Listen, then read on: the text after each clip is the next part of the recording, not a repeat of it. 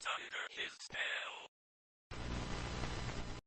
Welcome, cursed ones.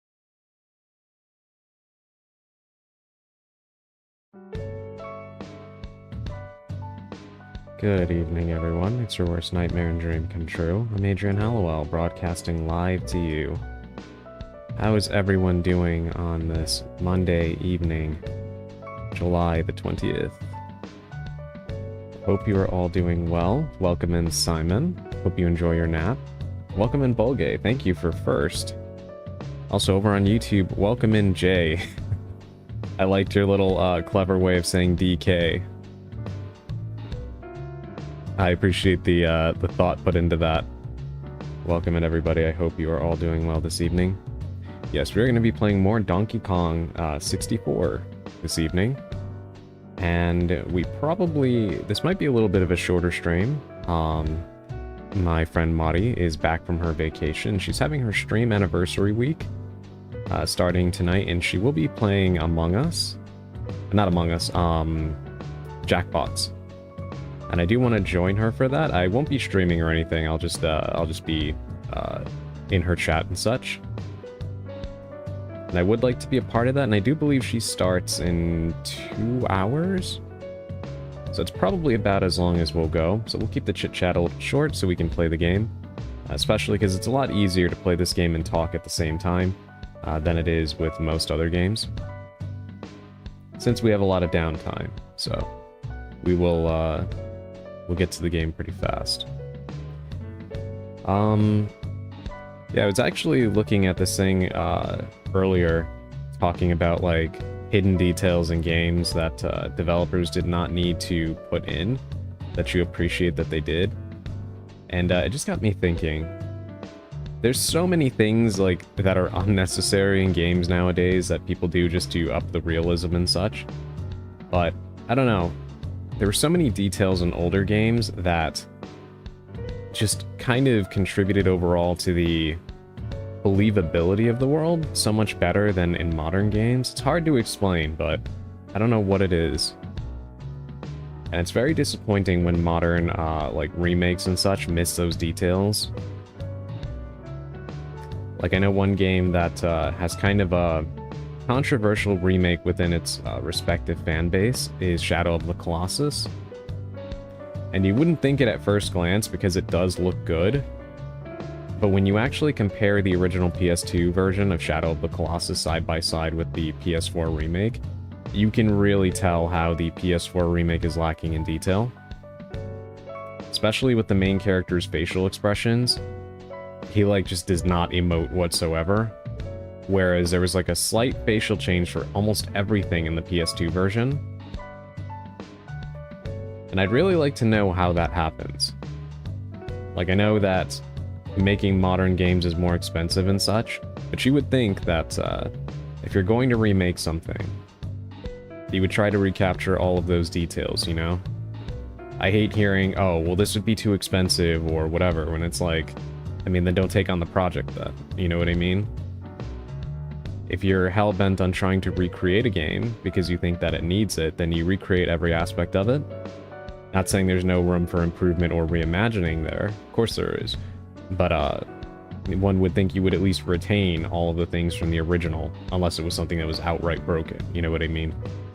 There's a difference between this legitimately did not work because of a technical hurdle, or it just is not good to play anymore. You know, outdated mechanics and such.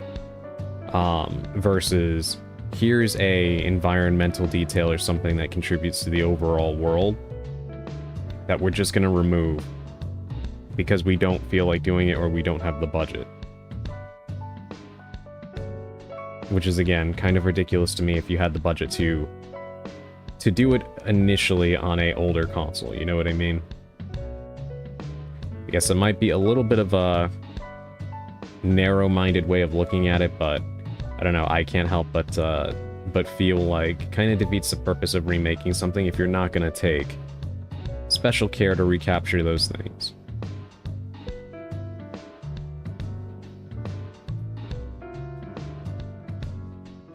And there are so many little things that I could point out, but you know, I don't like dwelling on certain things because I don't want to like pick on developers or anything, but yeah, there's definitely certain games that I feel could have definitely been done a lot better in terms of their respective remakes.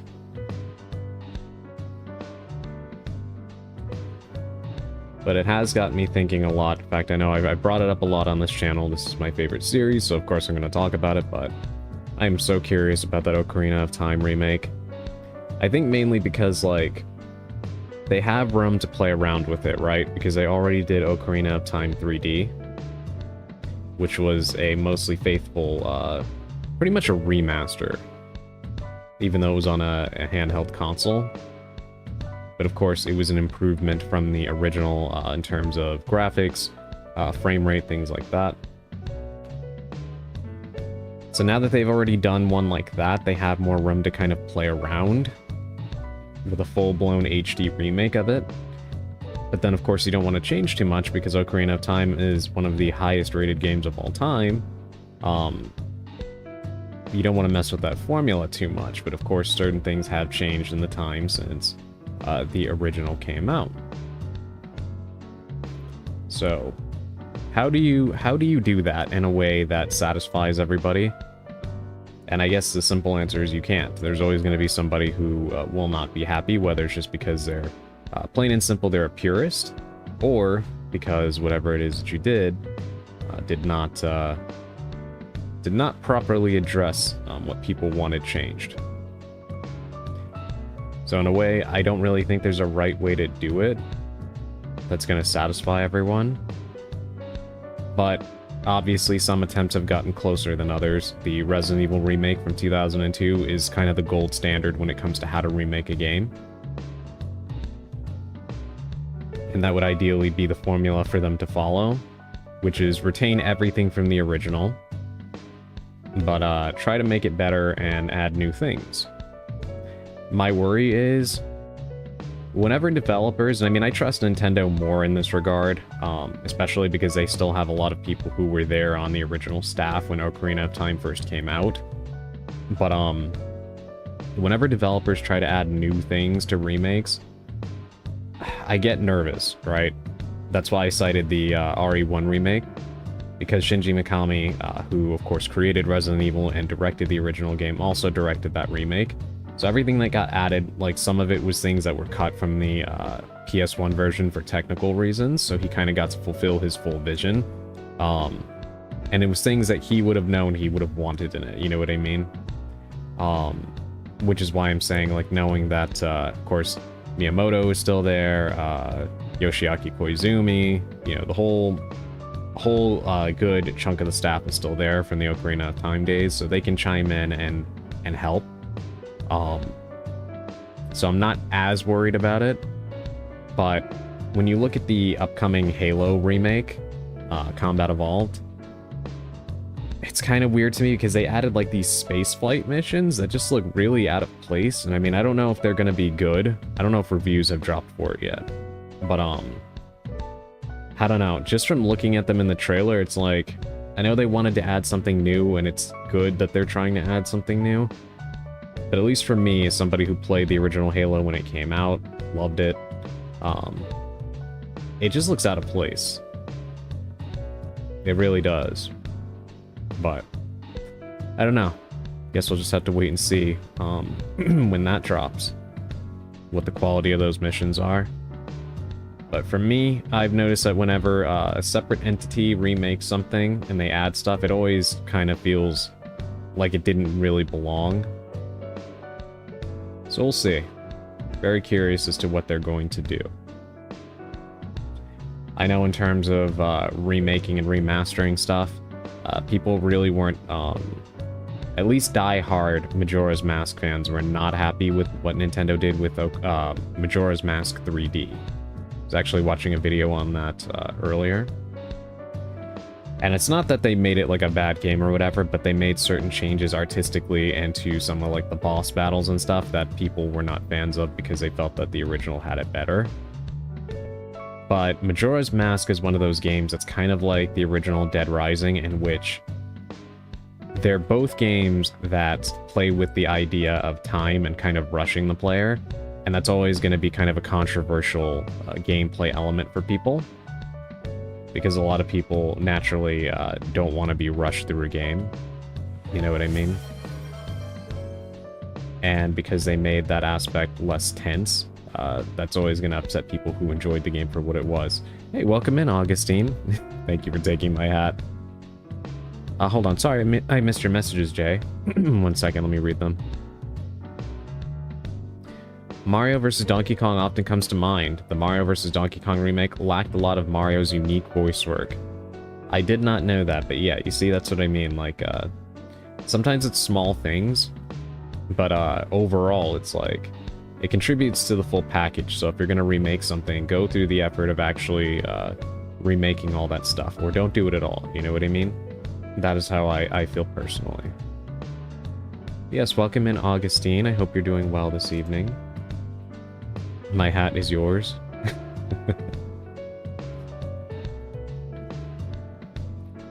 I was just doing a little bit of chatting about video games and their remakes.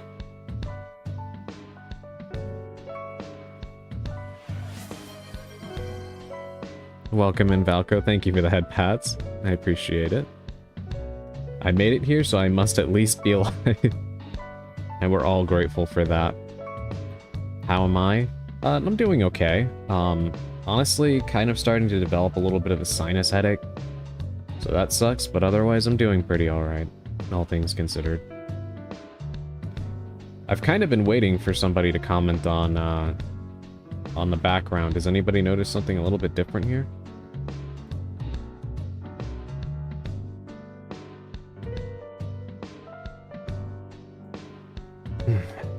Had to mute the mic, I sneezed.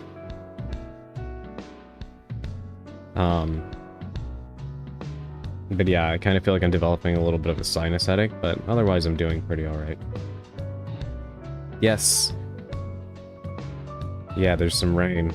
Thought this would be, I thought this would be like a cute little addition to the background sometimes to mix it up.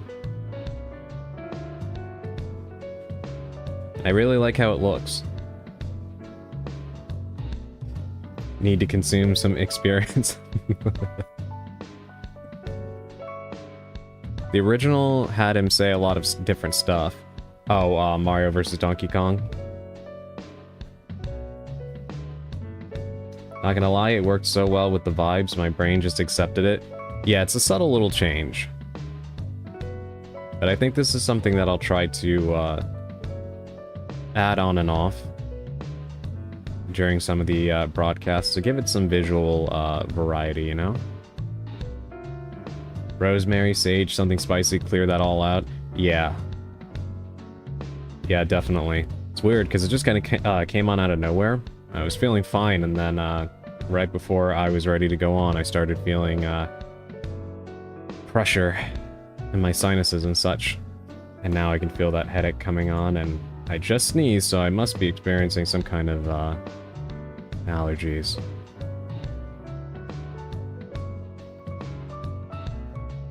You should definitely look up a comparison of them. Yeah, I think I will, because I never played the original Mario vs. Donkey Kong. So I am curious about that, Jay. I had a weird day today. My parents took little Bolgay to the Natural Science Museum while I was going to go to work. Well, I get there, and apparently they changed the schedule last minute and moved my days off to today and Thursday instead of tomorrow and Friday. That is strange, and they did that without telling you? I mean, I'm glad you have a day off today, but I assume that's gonna throw off, like, all of your plans and stuff, because now, the way you've looked into your schedule and such, it's gonna be completely different from what you had in mind before.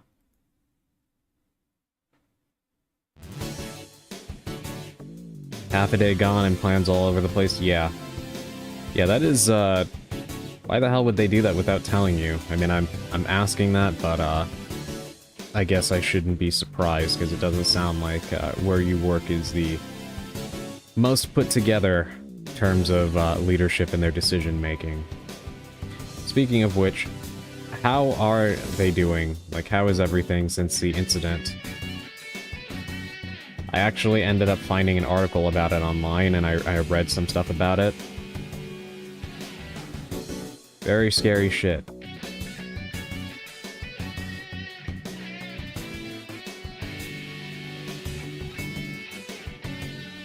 There are remakes that add a whole lot of extra touches. Yeah, some remakes really do get it right. Capcom is generally pretty good at remakes, although the Resident Evil 3 remake was not a good Resident Evil remake. It was a fine game as a video game, but it did not add anything to the original, and it took away too much. The Resident Evil 2 remake is fantastic, but it also cuts a lot that I wish they would have left in from the original. It's not enough to make it a bad game or anything, or a bad Resident Evil game. In fact, it's phenomenal.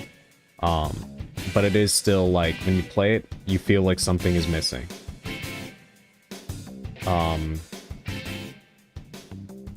But the RE4 remake, I feel, is really, really good. Probably the best modern remake they've done yet.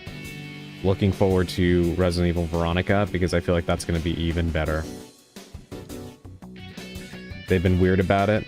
How so, Bulgay? Like, just, in the sense of not, how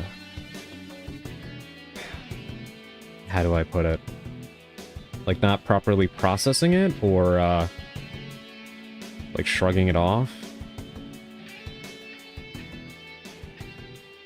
Good examples are the Mario Advance remakes and the recent Paper Mario remake. Yeah, I heard a lot of good things about the Thousand Year Door remake. I would like to play that because I missed the original on GameCube.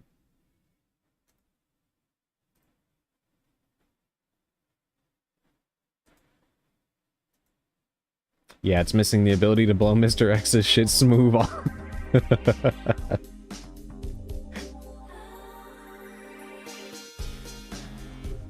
Even in the original, he was less persistent in the original RE2, but, yeah, the best you could get from him was you could knock him down. He would stay down until you, left that screen. But yeah, in the RE2 remake, he is just the Terminator. He will fuck you up. No matter what you do to him. What's funny about that is Mr. X ended up being more like Nemesis in the RE2 remake, and Nemesis in the RE3 remake is a pushover. That will pretty much go down for any reason at all, which is really annoying.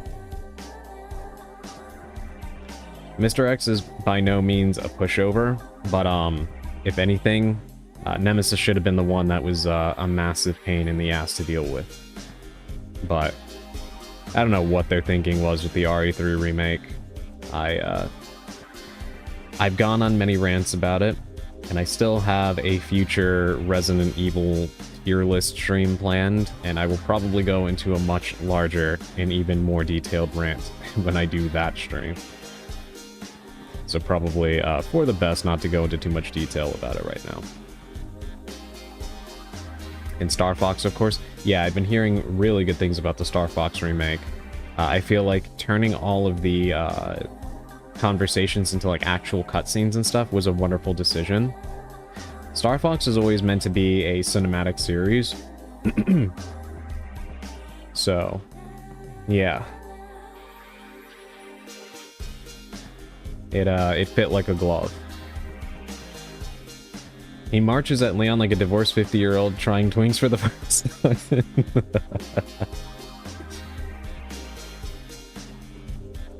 Everyone is kind of on edge, and customers have been showing either more attitude or asking questions like, is this the store that got shot up? What was it like? Was there a lot of blood?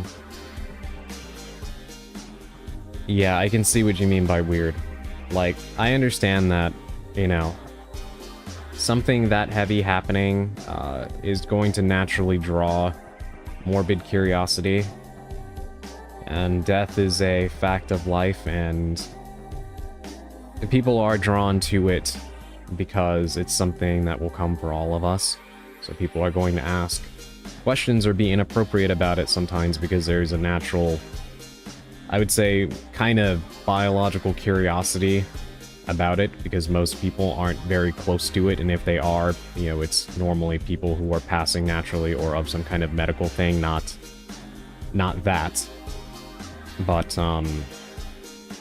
you shouldn't be going around asking employees who are likely traumatized and or worried about working in an environment like that questions like that. I don't understand why anybody would think that's appropriate to begin with. And to ask, like, is this a store that got shot up? I mean, you can just check the news. It's not that hard. Weird that customers would be showing more attitude in the wake of something like that. You would think that they would be a little bit more sympathetic and kind. But, unfortunately, I'm not surprised. I'm not surprised at all. Yeah. It's like, I don't... Like, what is it? Some kind of weird thing to, like, blame the store or blame you guys for what happened? Like, I don't know. People are so fucking weird. So weird.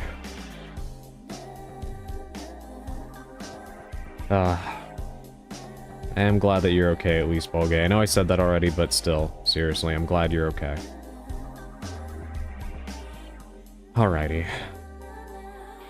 Let us go ahead, get to our tarot reading, and then we're gonna go ahead and play some Donkey Kong 64. I'm used to the questions, almost the same ones that I got in the army and as a cop. Did you kill anyone? See a lot of dead bodies? Yeah. Like, I don't understand why people ask those kinds of questions, like...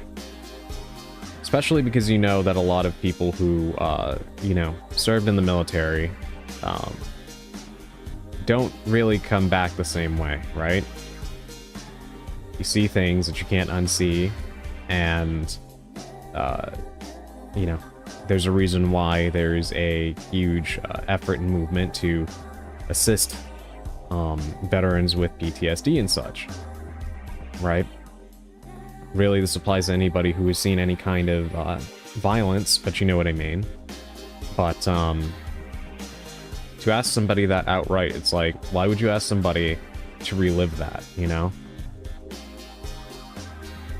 But yeah, it's a weird thing, and I've seen it in terms of people asking, like, victims of mass shooting events or any other kind of violent crime enacted towards them, or someone that they know. It's like, why would you ask fucking questions like that? And I'm sorry that you had to put up with that, Bolgay.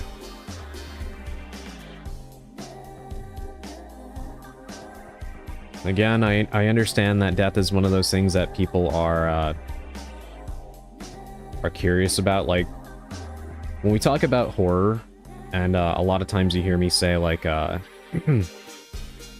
feel like horror is the most honest reflection of humanity to an extent, like above other genres and fiction. This is usually where I'm coming from, right? People have a natural curiosity and attraction to the concepts of sex and death. Because again, they're both seen as either frightening or taboo to talk about. And horror is one of the few genres that will show both, either gratuitously or in vivid detail, or feature them as central parts of their plot lines and not shy away from them in the same way that other genres will, right? So even if it's, you know, like comedic or absurd or whatever, those things will be present. And that is one reason why I feel like horror is extremely reflective of humanity in their quieter interests, right? So when you hear people behaving like this, it's not very surprising, because again, even though people try to shame others for having interest in these things, it is natural. Because as humans, again, we know that we are, at one point or another, we are going to die.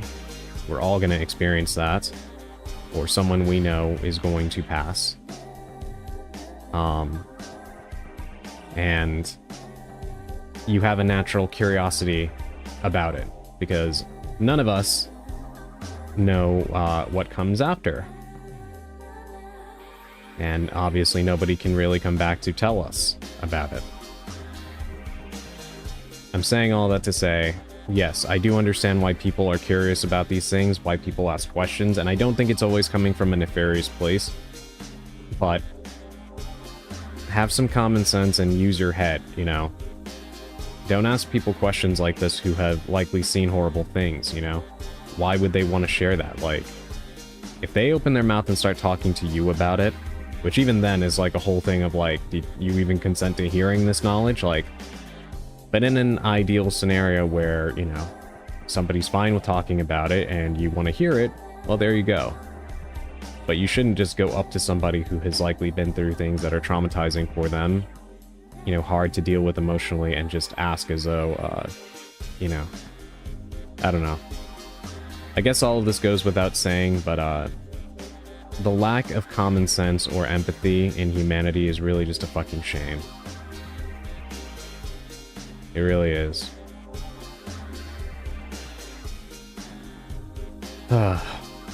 And like I said, sorry I've had to put up with that Bulgay, because nobody should need to be treated like a weird curiosity, you know? Your experiences are your own, and they're yours to be able to share as you see fit, you know, if you're comfortable to, not be poked and prodded at.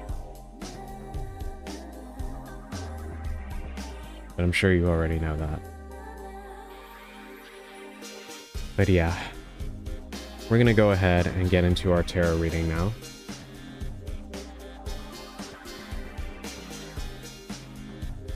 Let me change our song.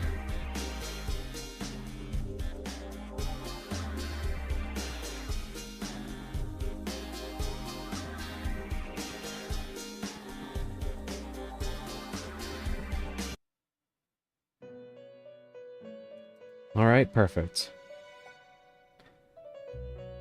Let us see what the cards have for us tonight.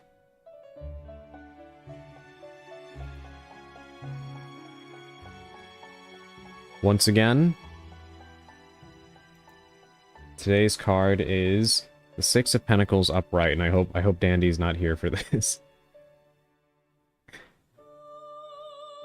But this is not even the first time. I think we've gotten this card earlier in the week, right? Like sometime last week. So for those of you who are recurring viewers, you probably already know the meaning behind this card, but I always like to read them off just in case we have anybody here who has not heard these before. Of course, there are only a finite number of cards in the tarot deck, so we're going to have repeat readings and such. I always try to see if I can add a little bit more to it or kind of recontextualize it. But yeah, it was a couple streams ago. Yeah, I've already forgotten what it means. Okay. No worries, I'm gonna explain it again. But yes, the Six of Pentacles in the upright position is a card of balance. It's a card of mutual exchange and encouragement to give when you are blessed and lucky enough to have excess, and to not be afraid to ask for help when you are deprived. So what this means is, if you are somebody right now who is lucky enough to be in a position where you are financially secure or emotionally stable and willing to give love and support to those who may need it, whether it's people you know or, maybe people who you do not know but you can see could use your assistance, this is a card of encouragement to give your help. So, if you have a friend that you know has been going through a hard time, a family member who could use a reminder that you care about them, or a hug, this is a time to be there for them. Or if you happen to know somebody who may need some money, this is encouragement to maybe reach out and loan them some money. On the other hand, if you're on the other end of these scales and you are in need, this card is encouraging you not to be afraid to ask for help. You have people in your life that are willing to assist you. You just need to identify who those people are and ask. Don't be too proud to beg, so to speak, right? Because you do have people who want to see you succeed, who want you to be okay. And if you need money, there are people who are willing to give it. And if you need an ear or a hug, love and affection overall, then reach out, because there are people who are willing to give it to you. The important thing with both of these ends of the scales is that if you are the one giving, make sure that you are not allowing yourself to be taken advantage of. Unfortunately, there are some people who, of course, do not have our best interests in mind.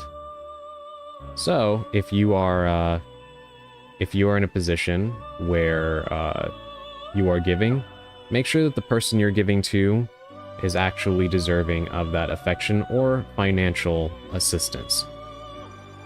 Right? You want to be able to be... this should be equal. At the end of the day, the scale should balance back out. Sometimes you give money to somebody who may not be able to give it back, but they can, of course, repay you by being there for you or genuinely caring, right? Or sometimes you give people love and affection or lend an ear, and then you need it eventually yourself. And make sure that they're the kinds of people who will actually be there for you when you need it. And conversely, if you are somebody who is asking for help, make sure that you have the intent to give back. If someone gives you a loan, repay it back later. Don't take advantage of somebody who is willing to be kind to you and help you. There's not a lot of people in the world who will do that. Someone who's willing to do that truly cares for you and deserves for you to care for them in the same way. And of course, if somebody is there for you during a dark time, be there for them when they are going through it. Balance is a key word here. Give if you can, and take if you need. But always make sure that things balance back out.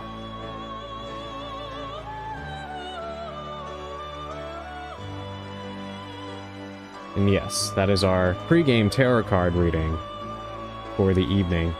A positive message, and one that I think is really, really good. Alright, let me catch up with the chat. I always have to kind of lock in when I do the readings, so that way I don't get distracted. That has happened to me a few times.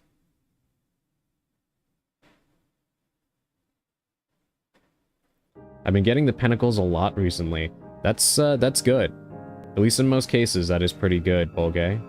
Means good things for you, usually financially. But again, it could mean emotionally as well if you place more value upon your relationships with people as compared to finances. I'm sick of getting injured. Please, I need some love right now. Welcome in, Purple. Yes, we don't want you to be injured here either. Hope you're doing well this evening. Welcome in, Tax Lord. I hope you're doing well. Good day. Good day to you too. And good evening. Am I really your nemesis if I draw you, Snake Boy? The caffeine dominator. I like this little conversation going on in the chat right now. Okay, let's go ahead and let's switch over to Donkey Kong.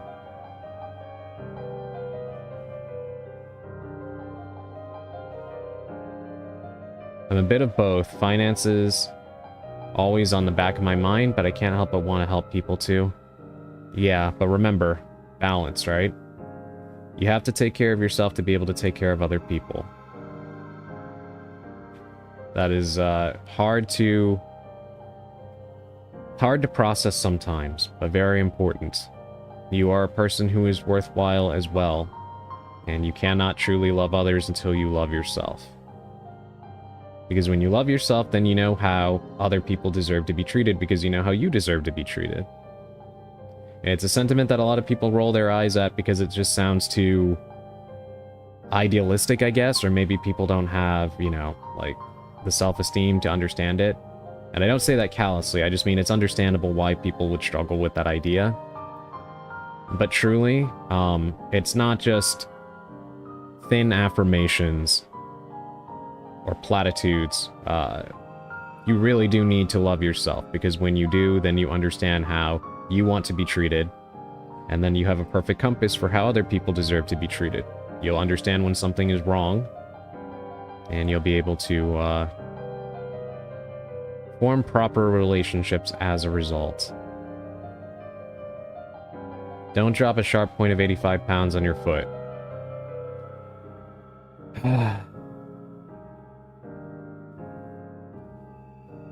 Purple, I've said, I don't know what I can say that I haven't already said.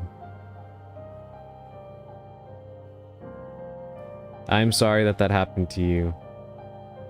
I can continue to say please be careful until I'm blue in the face, but you know, I know it doesn't do anything for you now.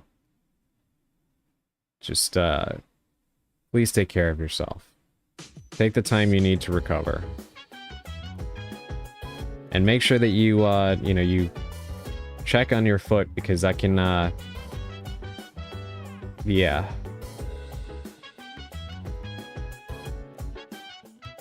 Seems I can't escape the cards telling me to get my shit together. You got this, Augustine. Alright. On to DK64.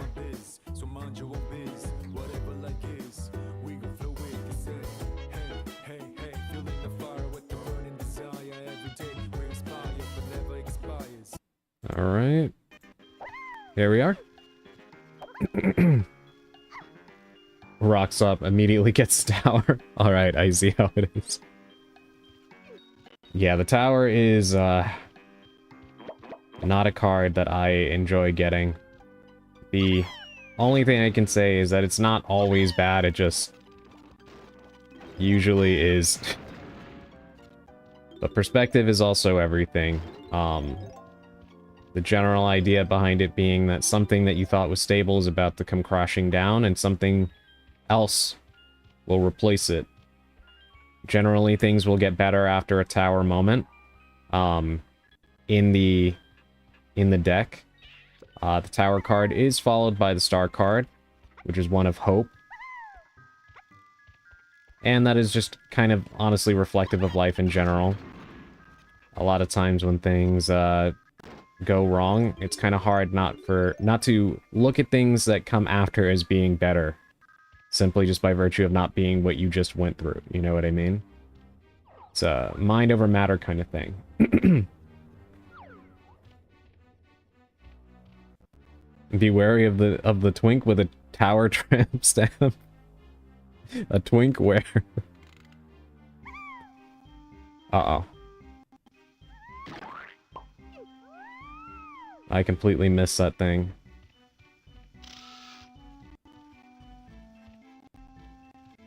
Alright, more camera rolls.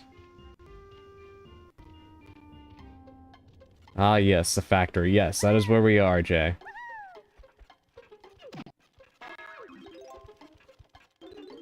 I have not explored any of it. Uh-oh, not these guys. I'm guessing the... Okay, I did not mean to do that. I was trying to throw a orange grenade.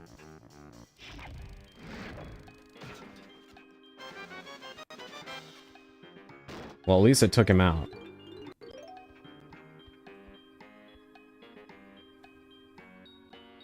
That is in Paper Mario. The factory? Alright, so we are in production.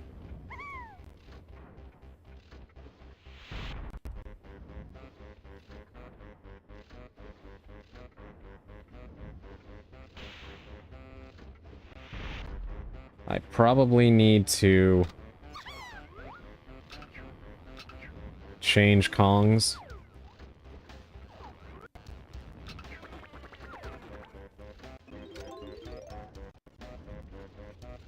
I have not found a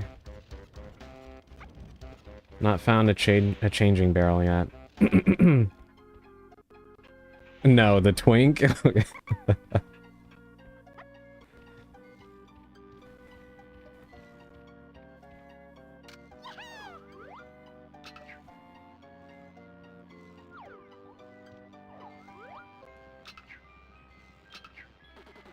That mechanical bee was struggling to move. Oh my god. Oh yeah. My own bot just reminded me. Let me make my Blue Sky post.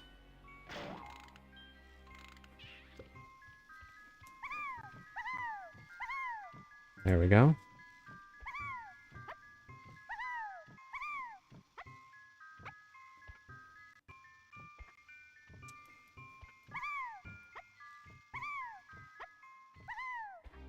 I really enjoy this game, but my goodness, the camera is quite chaotic.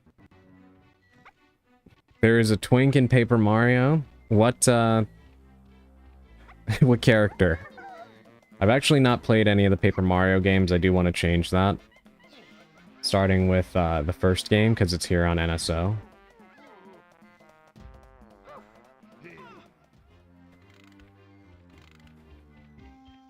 Alright, let's go with Donkey Kong and see what happens here. Blue Sky Post tends to be helpful, yes.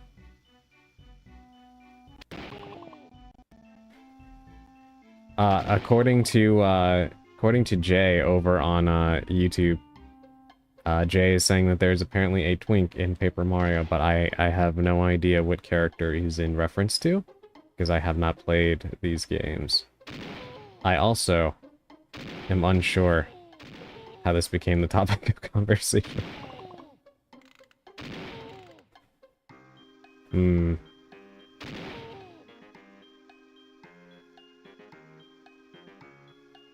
Okay, I'm gonna purposely fall here because I want that ring.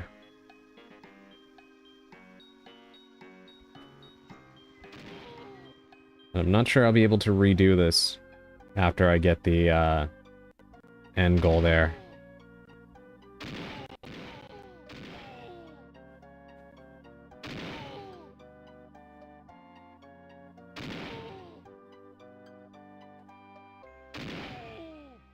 Missed it completely.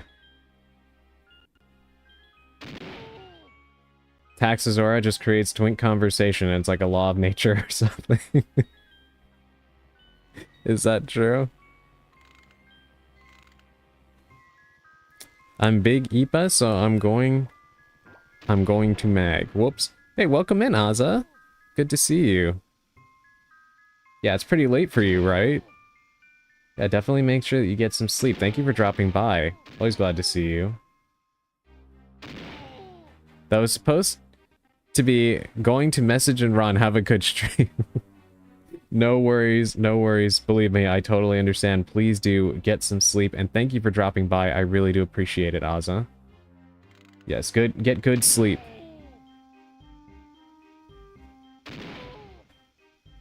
How did I miss that ring?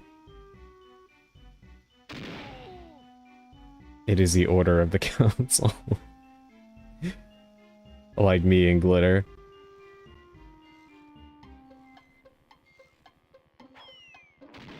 Tax Lord.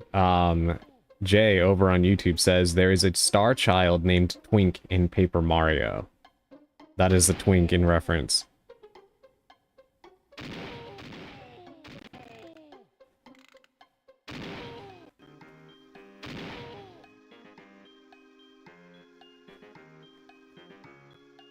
Can you even get that thing? Because I feel like I just went through it. Alright, we'll get the bananas instead.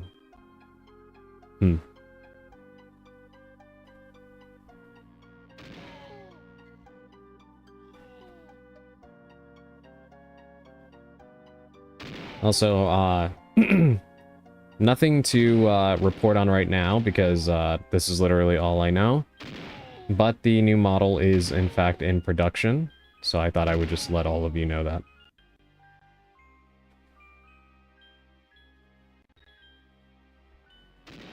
And I want to, again, thank everybody who contributed. I really do appreciate it.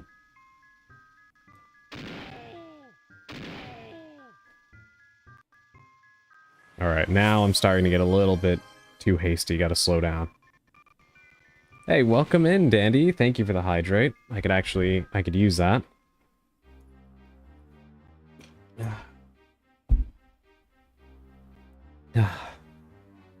How are you doing this evening, Dandy?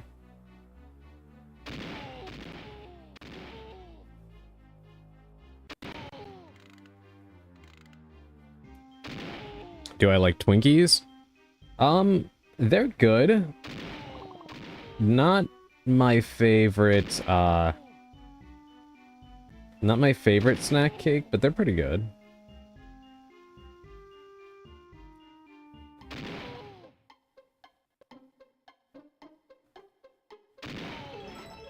There we go. Welcome, Adrian, to the big screen. 50-inch wall-mounted living room television. Hell yeah. Finally. Yeah, it's about time. I'm happy to hear that you got it mounted and everything. I'm really happy to hear that your place is coming together and that you are you're getting it how you like it. And it's an honor to be on your big screen. Thank you for bestowing that honor upon me. I do appreciate it, Andy.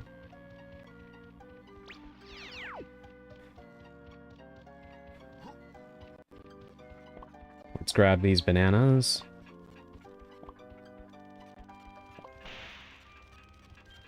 And do that. Okay. Yeah, I would say...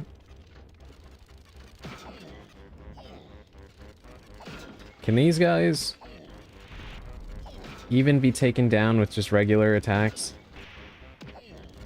Does not seem like it.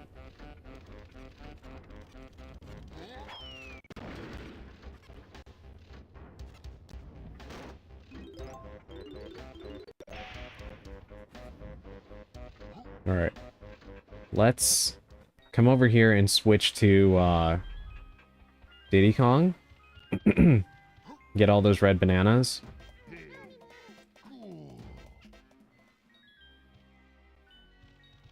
And we'll come back and switch to Lanky Kong, press that button. Then we'll warp back to the first room because it seems like there is something opened up, one of the gates, I think.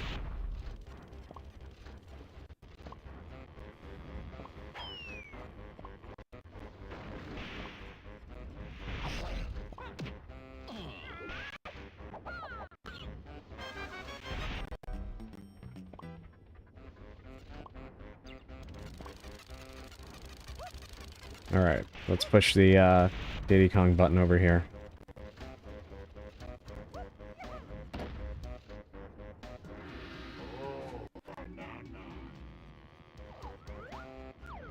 Alright, well there's no way to get to it right now. I'm assuming we have to get to it with maybe Lanky? We'll see, but time to switch again. It was an ordeal, I had hell. Mounted it, and the power cord wouldn't reach, so I had to wait another day for a power strip. That is tedious. That's actually something that, kind of prevents me from ever wanting to mount my TV. That and how much harder it would be to reach the, HDMI ports and stuff.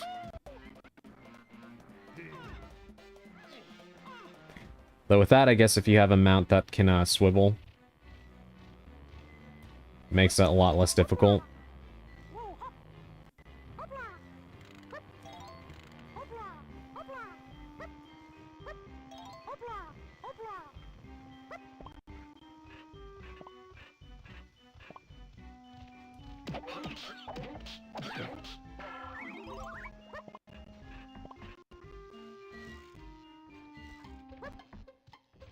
Okay, did not think that all these things were in here.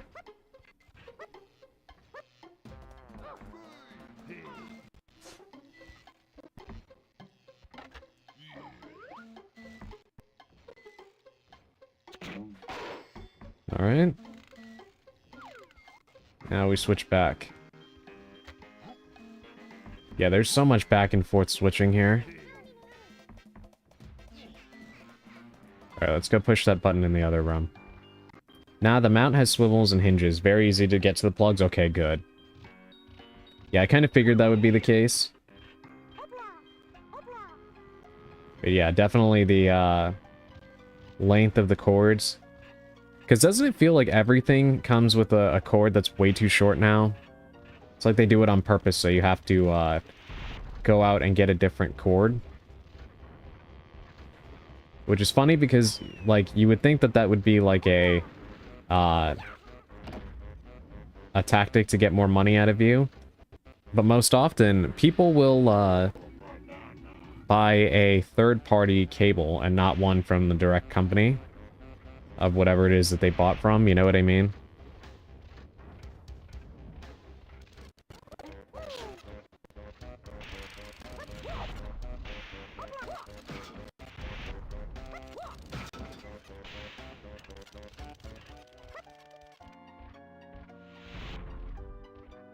Camera does not like to turn in this hallway.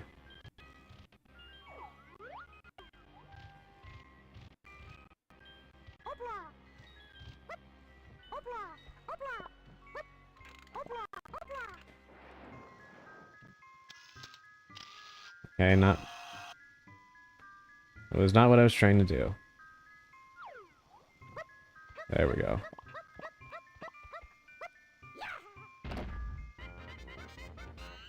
What did that do? Oh, it freed him. Chunky free now. Thank you, friend Lanky. Chunky can collect green bananas.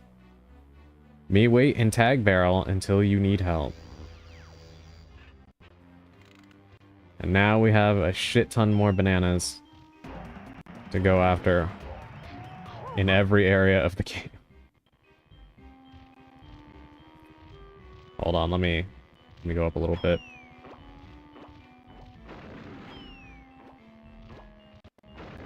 Lime Coke was peak, but they took it from us. Lime Coke? Like a Cuba Libre?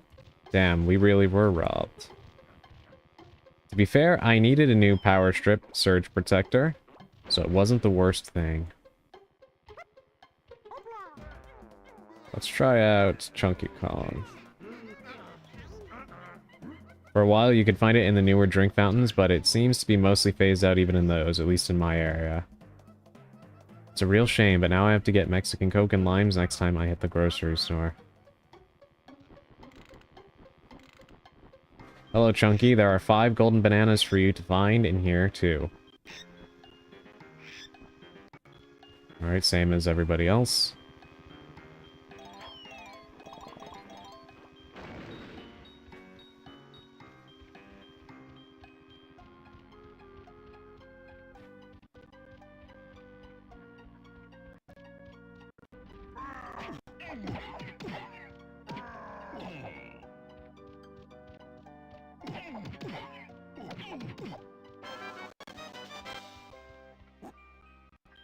And even the blueprints are color-coded. Alright, let's hit the Chunky Kong button that's in here to see what it does, and then we'll finally go back to that first room.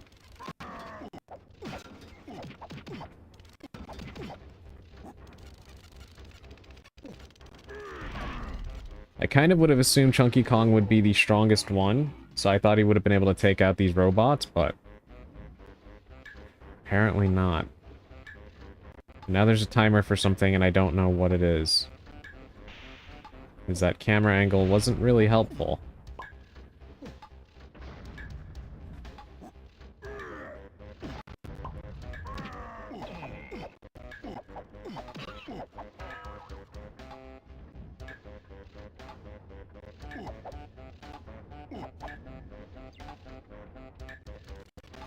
Yeah, I have no idea what I'm supposed to be doing right now.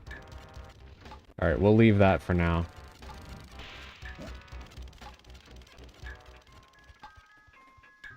I'm sure it'll become clear to us in a short time. But for now, let's warp back to the first room and try to see what was beyond that gate we opened.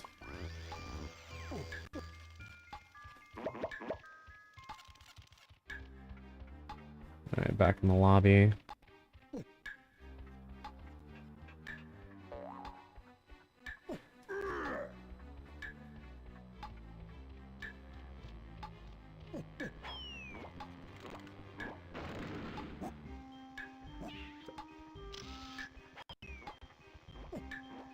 Every single time you go somewhere, it makes you feel really stupid for not having a Kong that you didn't think to bring with you.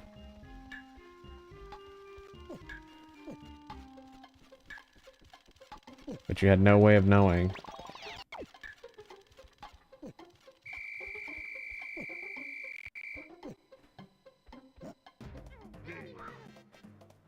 Alright, so I guess right now Tiny Kong would be best, right? There's all these purple things around.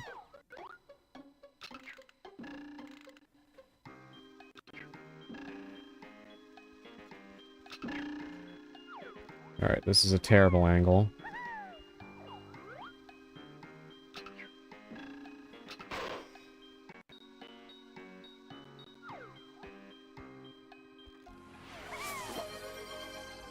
Hey, welcome in, Navajo Ghost. How are you doing this evening? Thank you for taking my jacket. It took a lot longer than usual, but I've once again had everything taken from me that is possible to take.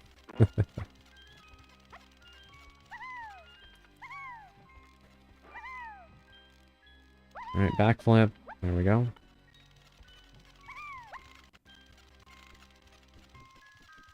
And let's go up and grab those coins. Robbed blind as per usual, yes. Yes, normally it is, it's a lot sooner into the stream. So I'm amazed that I lasted this long. Thank you for giving me back my hat, Dandy. I'm sure Augustine will have something to say about that. Kidnap Adrian and send him to the forest to look for Bigfoot.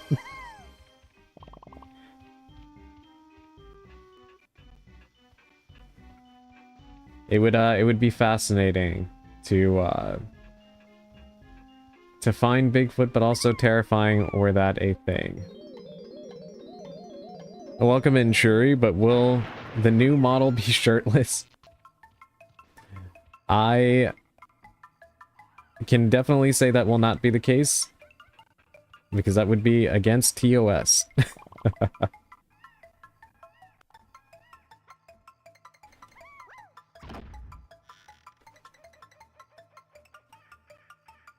What on earth am I looking at here? Kidnap Adrian so we can go to Baskin Robbins together? I've never actually been to Baskin Robbins, but I would like to try it. Do I just shoot this?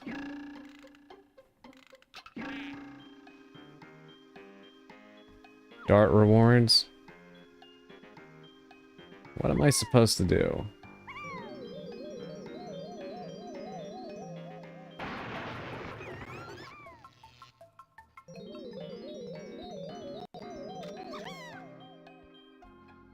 What am I doing here?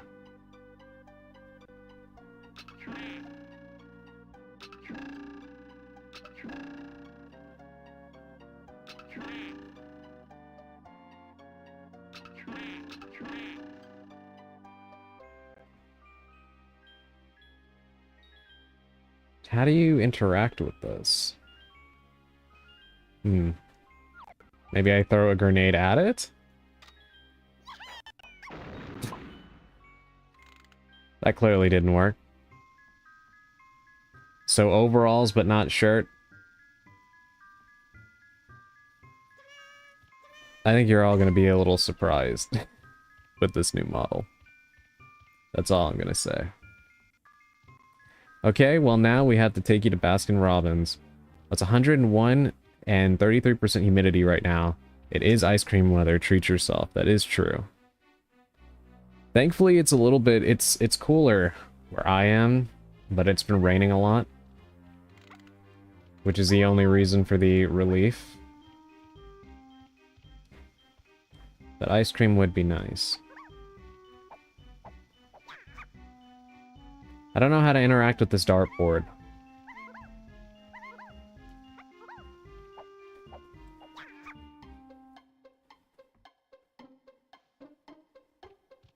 And nobody can come in here besides Tiny, so it's something that she has to do. But maybe it's an ability I don't actually have yet.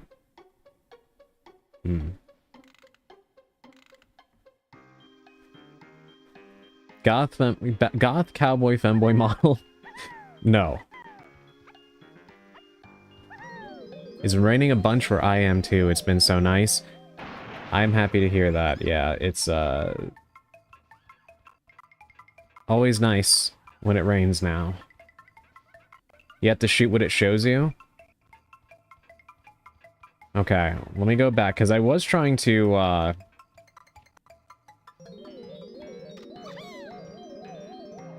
I was shooting at the...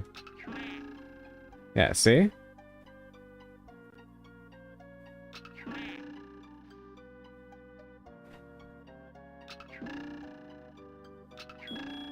Now it works. Okay. Yeah, that's weird. You all saw me shooting the orange.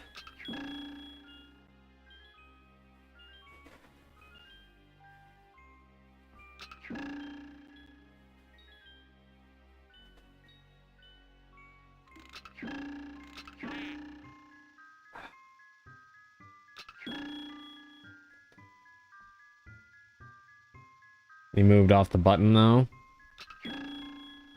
Am I on the button right now? No, I'm not. That's a good theory, but... I feel like it might just be a hit detection thing. See, that went right onto the banana.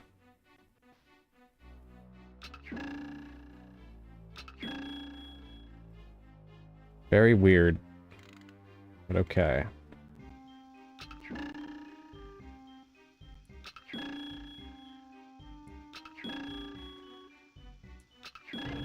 There we go. Thank you, Jay. Yeah, it's weird. I was trying that already, but, for whatever reason, it just wasn't, registering. I don't need rain, but I'll take your clouds. Yeah, cloudy days are also welcome.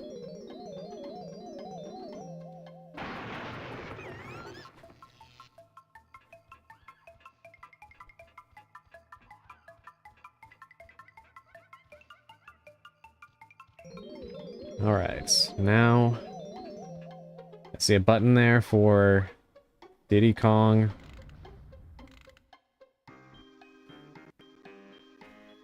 There's a ton of shit in here. What are these guys? Sentient dice and dominoes? Why?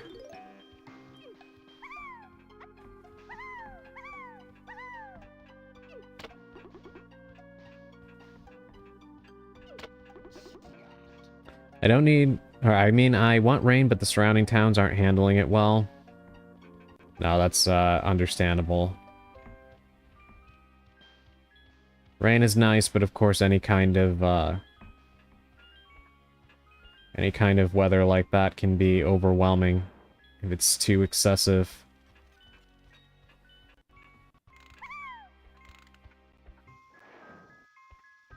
I can't even see over there.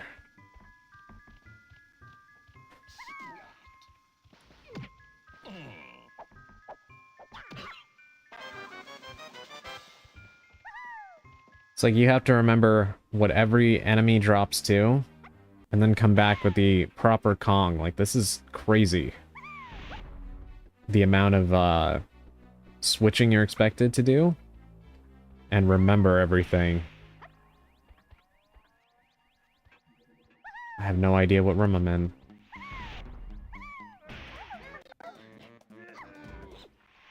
But there are a lot of blue bananas here, so let's switch to Lanky and explore.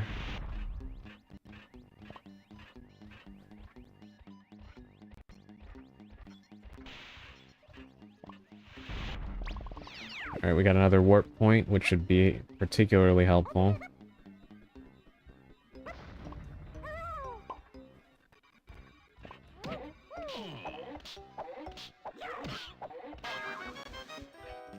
Okay, we got that blueprint.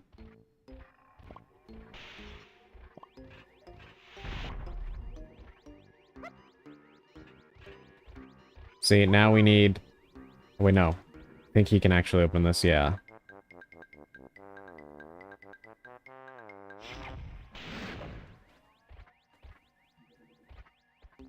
Sensing a music puzzle.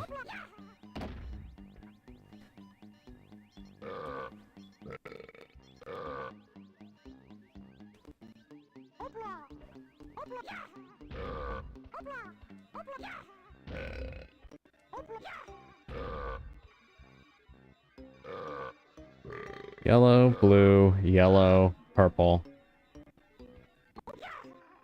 Yellow, blue, yellow, purple. They really took the character swapping thing from country to its logical extreme? Yeah. Yellow, blue, yellow, purple, green. Simon Says, my mortal annoyance.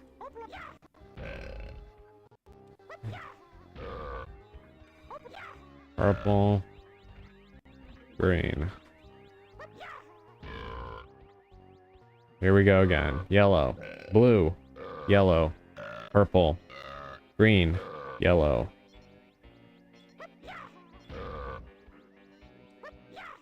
Blue. Yellow. Purple. Green. Yellow. Can we be done with this now? Yellow. Blue. Yellow. Purple. Green. Yellow. Red.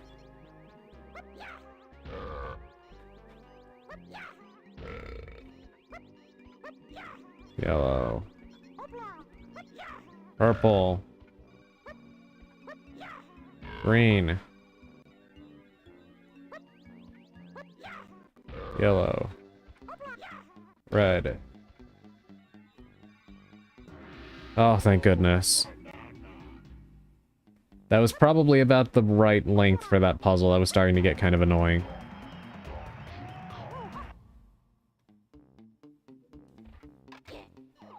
Also, why would King K. Rool even set that kind of thing up in here?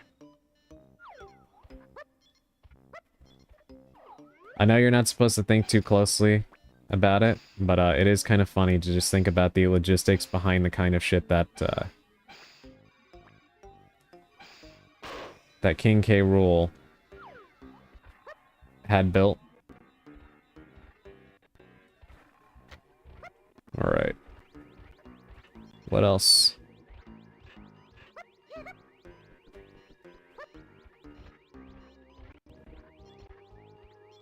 Okay, we need Diddy for that.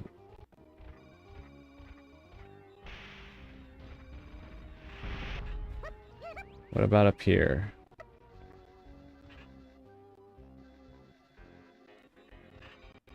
Alright, the triangle, I'm assuming that's for Chunky Kong, right? Because nobody else has one right now. What if K. Rool bought the place and that was already installed? That would invite even more questions.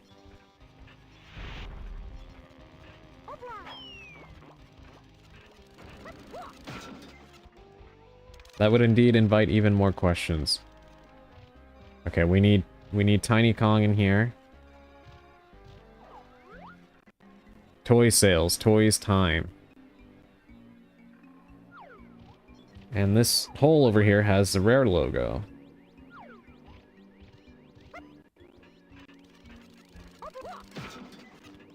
Wonder what's in there.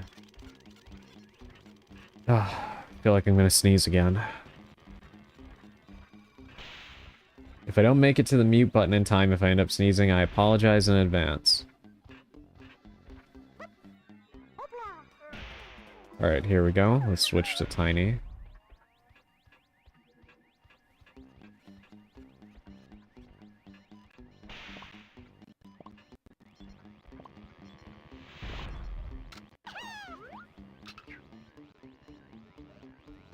These guys always look like they are struggling so hard. The robotic bees.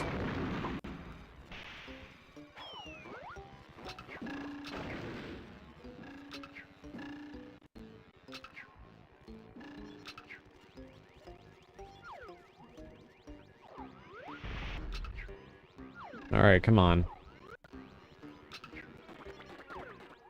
Like I said, struggle. Also, to anybody who had a Nintendo 64, did you ever notice how so many of the games from this era had soundtracks that,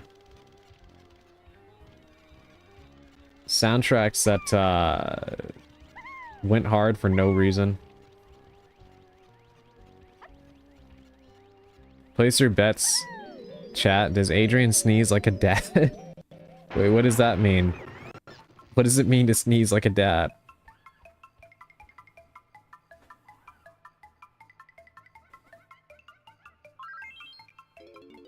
What is going on here?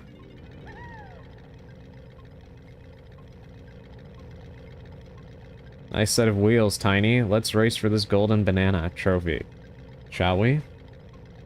To win, you'll have to beat me over 2 laps and collect 10 coins. Try pressing Z to speed up. Use the stick to change lanes. Press A to cheat. What does that mean?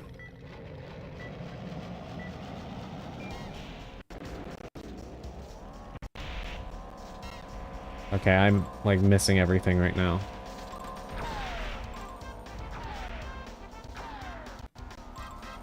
Is this supposed to be like, what is it, RC Pro-Am?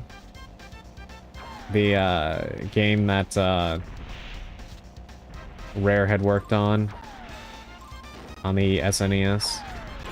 Ow.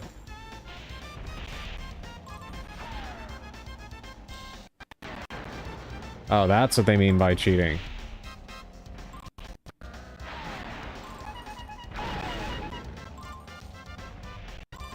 Okay, I have 10 coins.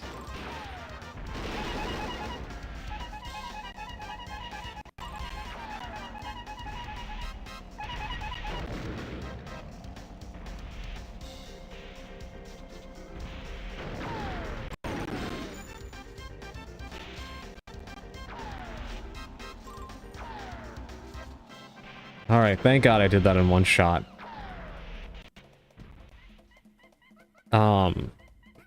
But yeah, the reason I bring up the soundtracks...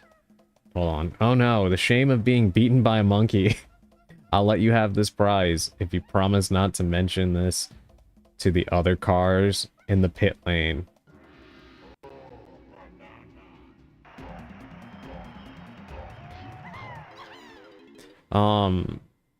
Is that there's a few games that actually released on the N64 that had some pretty notably, like, funky soundtracks for some reason. Like, does anybody know about the game Buck Bumble by Argonaut Software?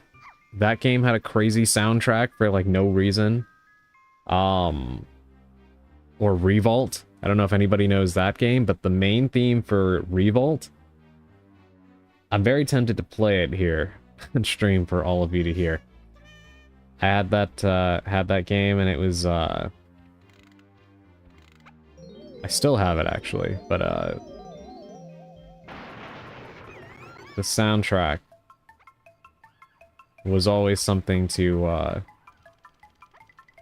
appreciate whenever you had the chance to play it.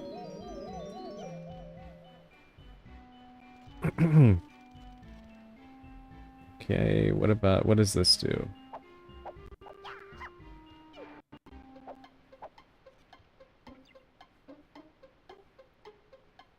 The banging soundtracks isn't for no reason. They finally had the ability to play music that wasn't all MIDI. That is true, yeah. That is true. But interestingly, even for games that were multi-platform, the N64 versions usually had superior soundtracks, like the Army Men games. If you listen to the soundtrack for Sarge's Heroes 2, compared to, like, on the N64, compared to the PlayStation, Dreamcast, and PS2, the composer just went nuts on the bass. Like, the bass lines in that game are something to behold. Really, really good stuff. We actually talked about Buck Bumble on stream a while ago. Yes, okay, you're right. I thought I had mentioned it before.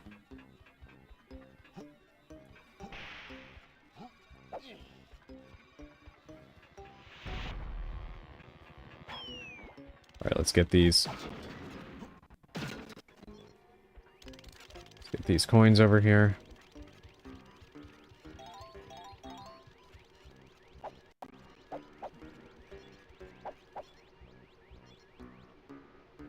Alright, I have no idea what they want me to do with that yet. Nah, fam, I mentioned... No, I just mean, like, I thought I had talked about it on stream before, like, in some capacity. I just couldn't, remember for sure. Felt familiar, like I had talked to somebody, about it before, but couldn't remember for sure. Alright, let's switch to Lanky and grab these blue coins here. No, but I remember that conversation now. But we need to, if those of you haven't heard the theme for Revolt, I gotta play that for you guys. Hopefully I don't get, copyright striked for it, but it should be okay, I assume. It's an old game and I don't think anyone has the rights to it currently.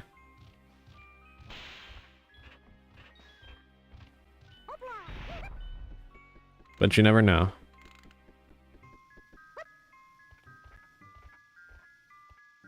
It was an early Dandy tries to stump Adrian with obscure old games session. Yes, I remember.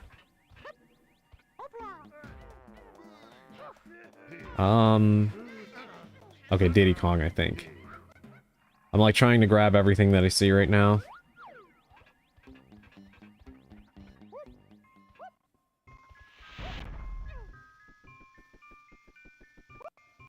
Okay, there we go. Especially because I think we're about to kind of go on a little bit of a shopping spree. I think everybody's due for some upgrades at Cranky's store.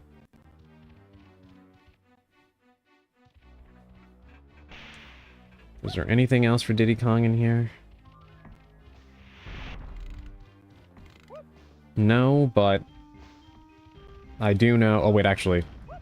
Never mind me.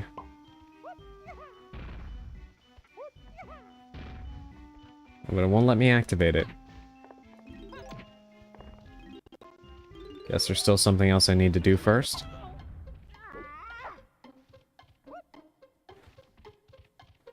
Now, this one might be cheating because it was PS1, but do you remember the War Games game?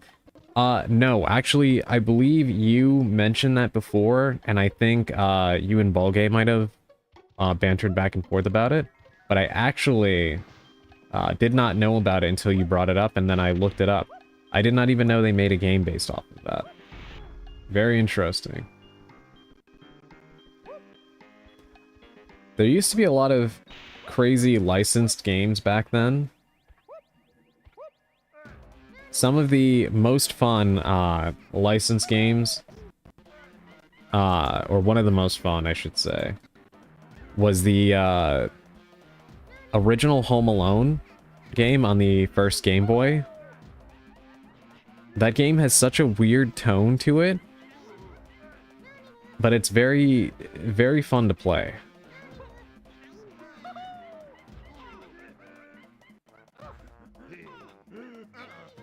Who are we wanting? I just realized that, Chunky is relieved if you don't pick him.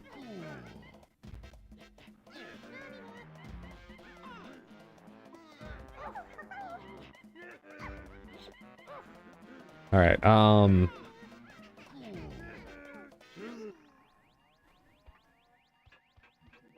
let's pick him and go back.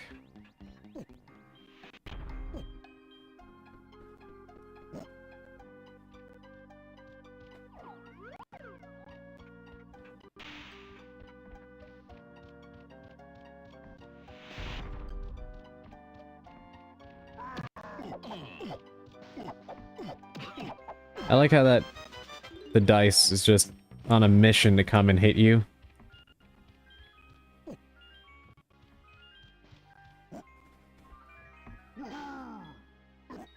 Oh, interesting.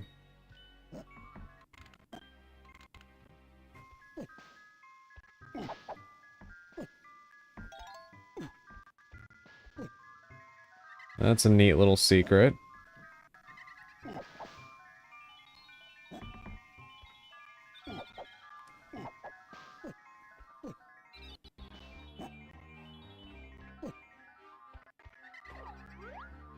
I can't see anything.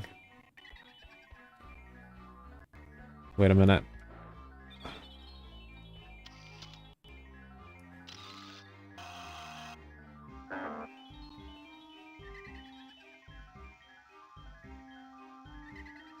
How are you supposed to... Okay, when it turns green.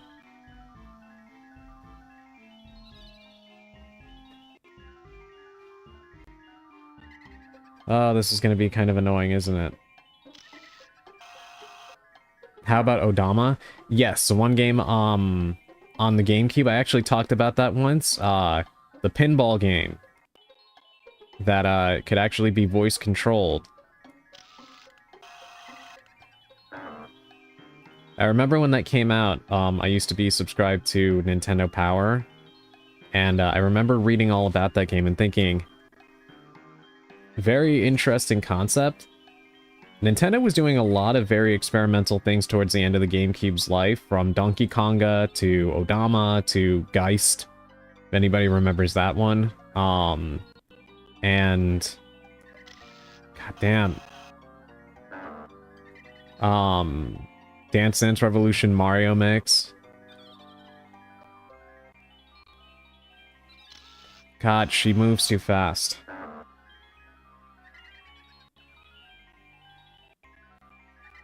Yeah, the end of the GameCube's lifespan was very experimental. The GameCube itself as a whole was a very experimental console.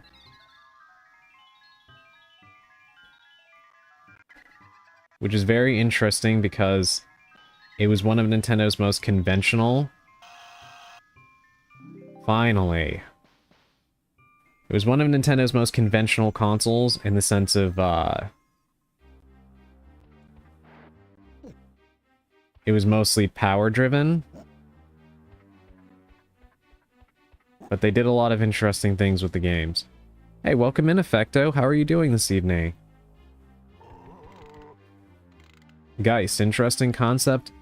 Bizarre execution. Yeah. I would like to see them do something more with that IP, but they'll probably never touch it again since it was a failure. Which is a shame, because I do feel like both Geist and Eternal Darkness deserve another look, especially Eternal Darkness. I really keep hoping that they add it to the Nintendo Switch Online. Because if they do, you better believe that I will be playing that on stream for all of you. I have not played it before, but I've always wanted to. And I always felt like Alexandra Roivas should have been up there with Samus, with Nintendo's female protagonists.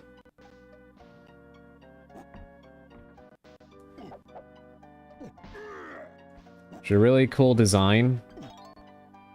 Kind of reminded me a little bit of, I'm sure maybe this was partially the intent, but she kind of always reminded me a little bit of Sarah Michelle Gellar.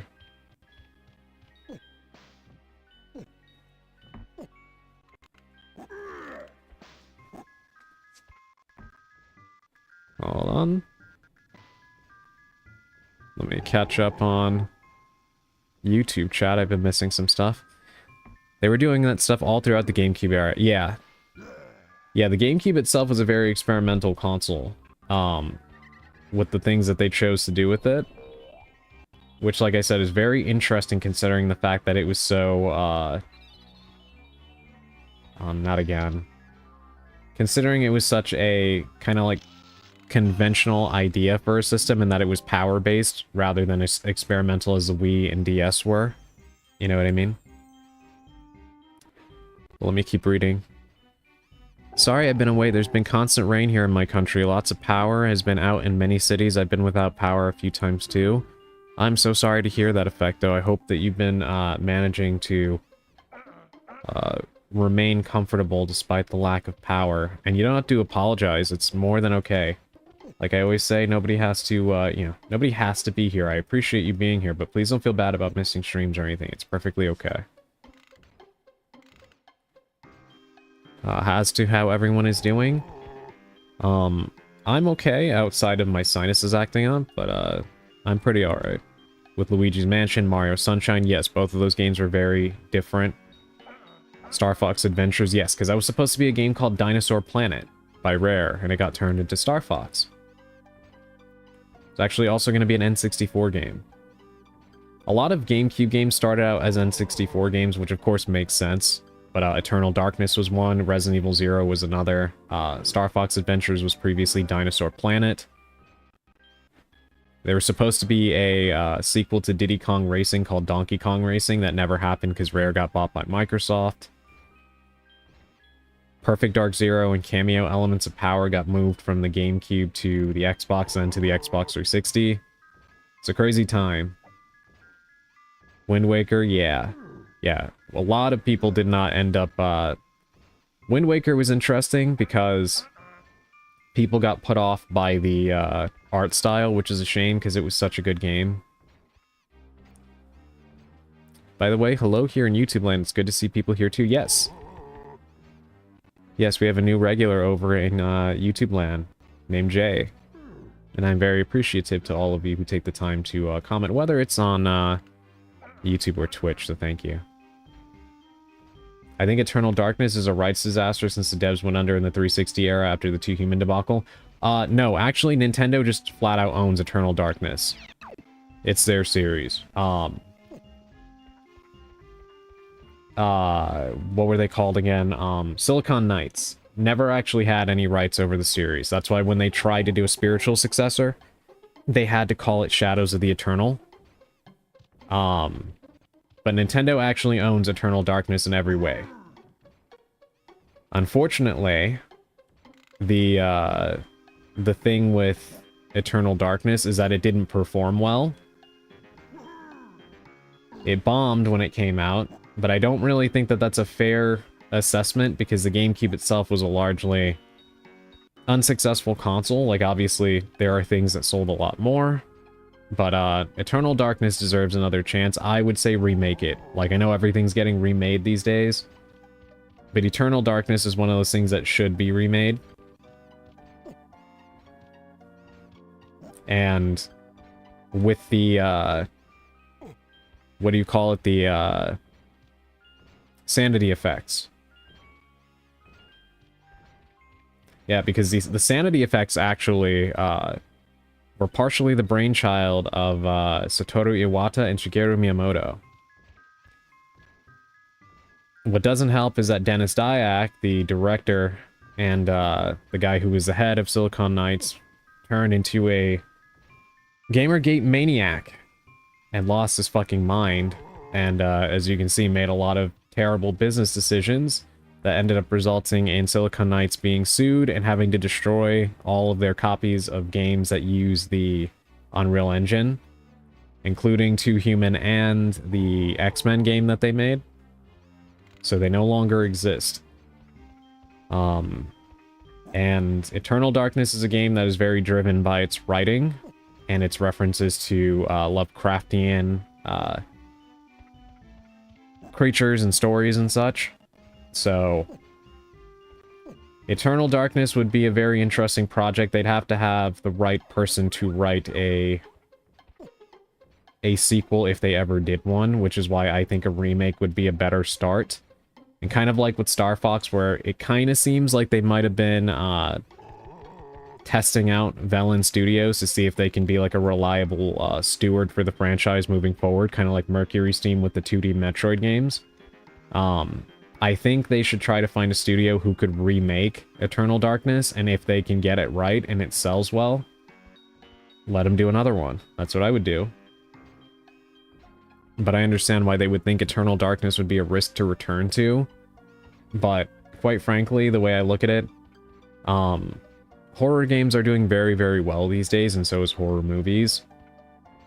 When Eternal Darkness came out, a lot of people were obnoxiously annoyed with, that style of horror, because you know how people are, where just because something is popular in that time it was Resident Evil,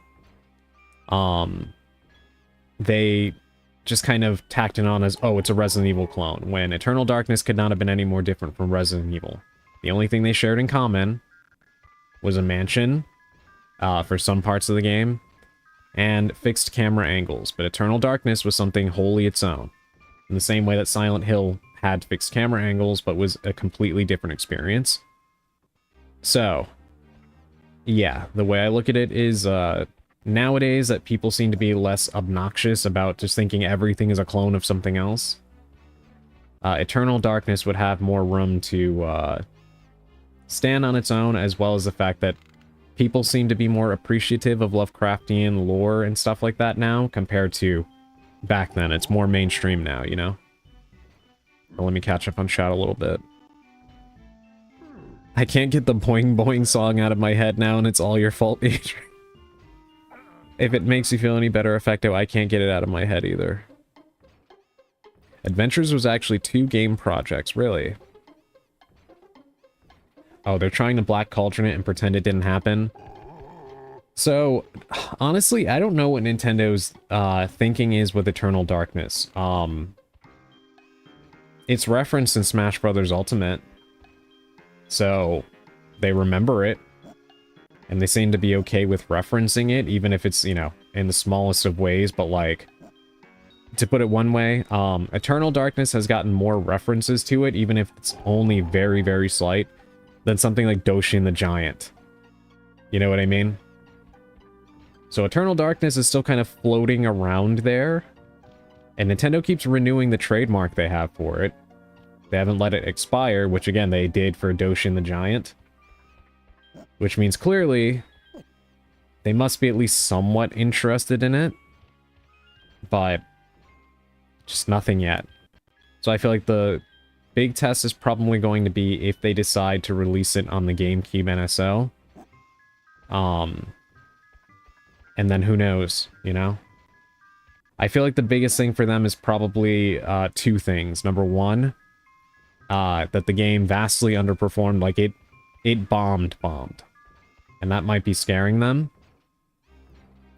And 2, I would have said the fact that it's quite a dark game and it's M-rated, but then they went ahead and they made a new Famicom Detective Club, which I have not played yet and I want to, Emio the Smiling Man. But from what I heard, it's actually a very dark game and quite fucked up in many ways, and it's rated M.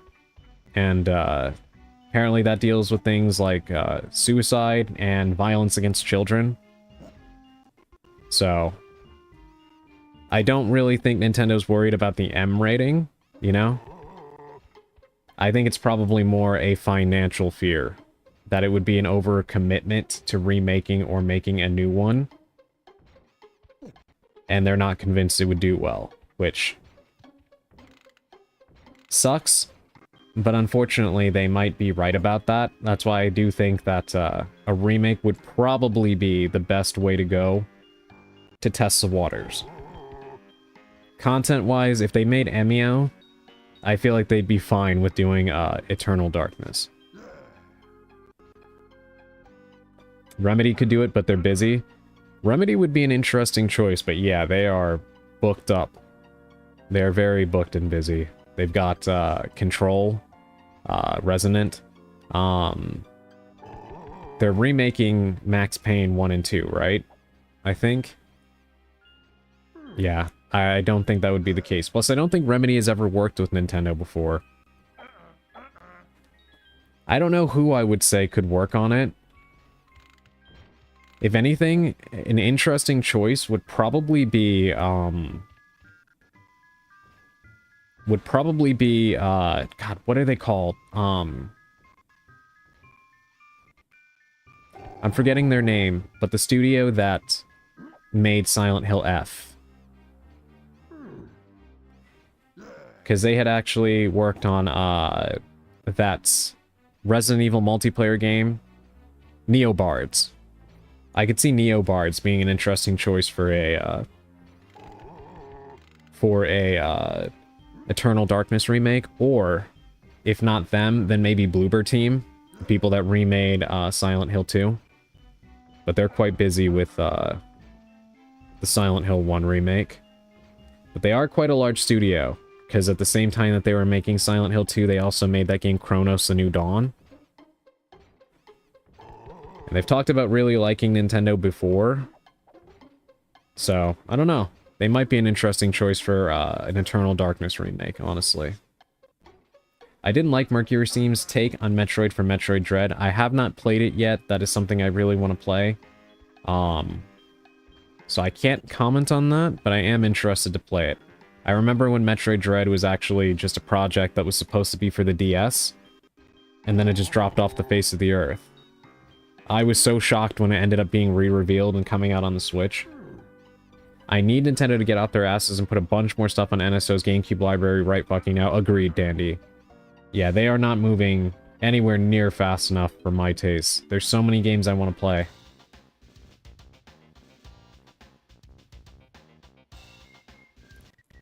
Alright, now what does he get? The pineapple launcher, okay.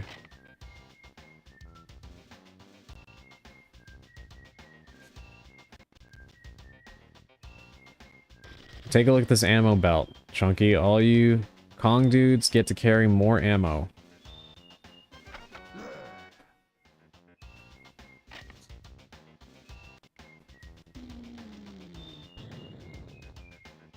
Alright, do I need to switch to each of them to buy an ammo belt? Or does that apply to all of them? Let's see. You got pineapple smells? Yeah. That part in the song always makes me laugh. Just how specific it is. Pineapple smells. Okay, no. The belt seems to have applied to everybody. Good. Alright, thank goodness they saved me a little bit of time in that regard. But now there's a balloon I have to pop as Tiny, and then I have to switch to Diddy, because there's red bananas here.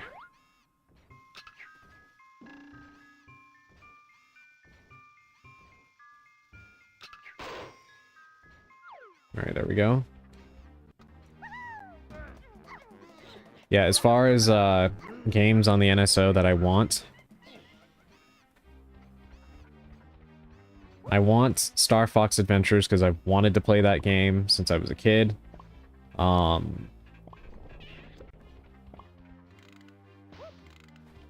also want okay, still can't use that button.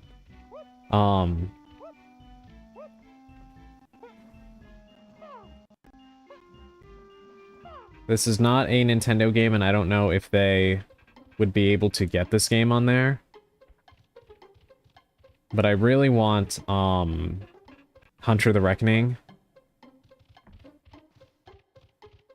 I freaking loved that game. And I'm dying to replay it. The only way to replay it easily nowadays is to have a Xbox. Because it's actually backwards compatible with the original disc. Plus, I think it's on the Xbox Marketplace still. And it automatically upscales the game. But that's like the only easy way to play it without emulation and such. So yeah, I would like Hunter the Reckoning.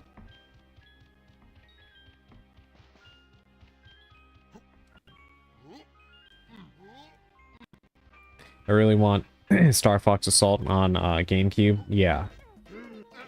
Yeah, me too. I've been wanting to try that game.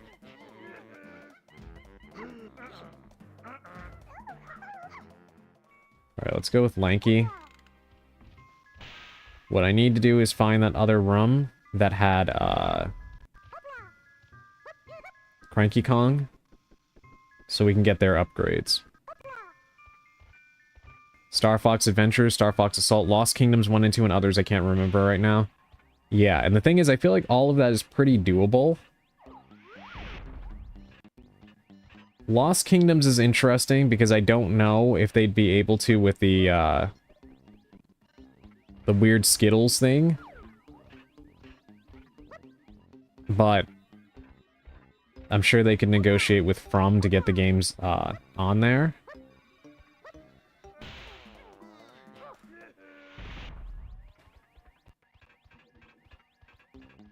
And Star Fox feels like it's just a matter of time.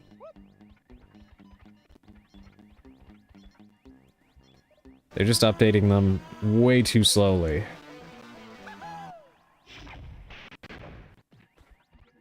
Also kind of crazy that they put Pokemon XD on there, but not Coliseum, when Coliseum comes first. Pokemon XD and Pokemon Coliseum are both great games, by the way. If you like Pokemon, or just RPGs in general, I do recommend them.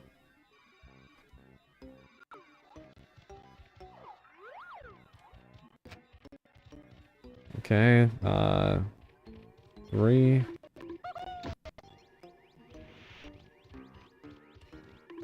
One. If the camera would cooperate. 2. 4.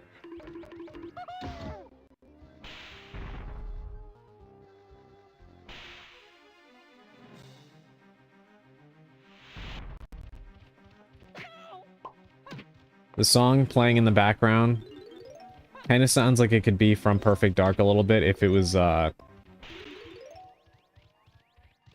kind of like different instrumentation. And I need Bomberman 64 added to the N64 collection. That one I'm curious about. Because didn't Konami do like a Bomberman collection type thing? I feel like they might want to sell that back to you on their own. But it would be nice to see.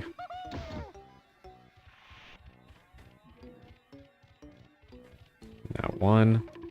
I also want all the Mario Party games, the Mario Sports games, Sonic Mega Collection, and Smash Brothers.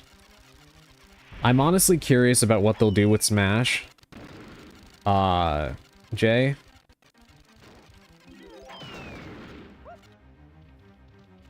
Because honestly, the future of Smash in general is of great intrigue to me. I love those games, but after Ultimate, one must wonder, what Sakurai is going to do. Because it would be very difficult to keep all those characters in for a second game, both in terms of the rights and also the, just the feasibility of going through all that work again. It would be nice to have Smash, in Melee, as Dandy is saying. But part of me also wonders if maybe they'd want to remaster Melee, given its popularity, but I also feel like even that would be an undertaking that would be too difficult for that, so... I don't know, I can see them doing it.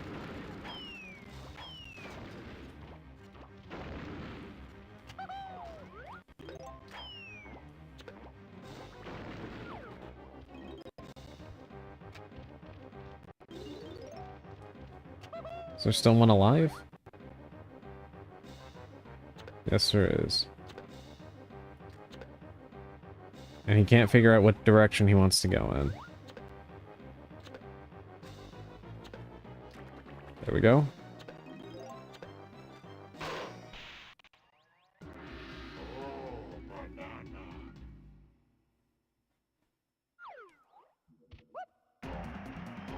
They did, but only the SNES games. Yeah, honestly, I don't know. Kind of interested to see if they throw it on there. If Konami puts Bomberman 64 up there, I need them to put Castlevania 64 as well.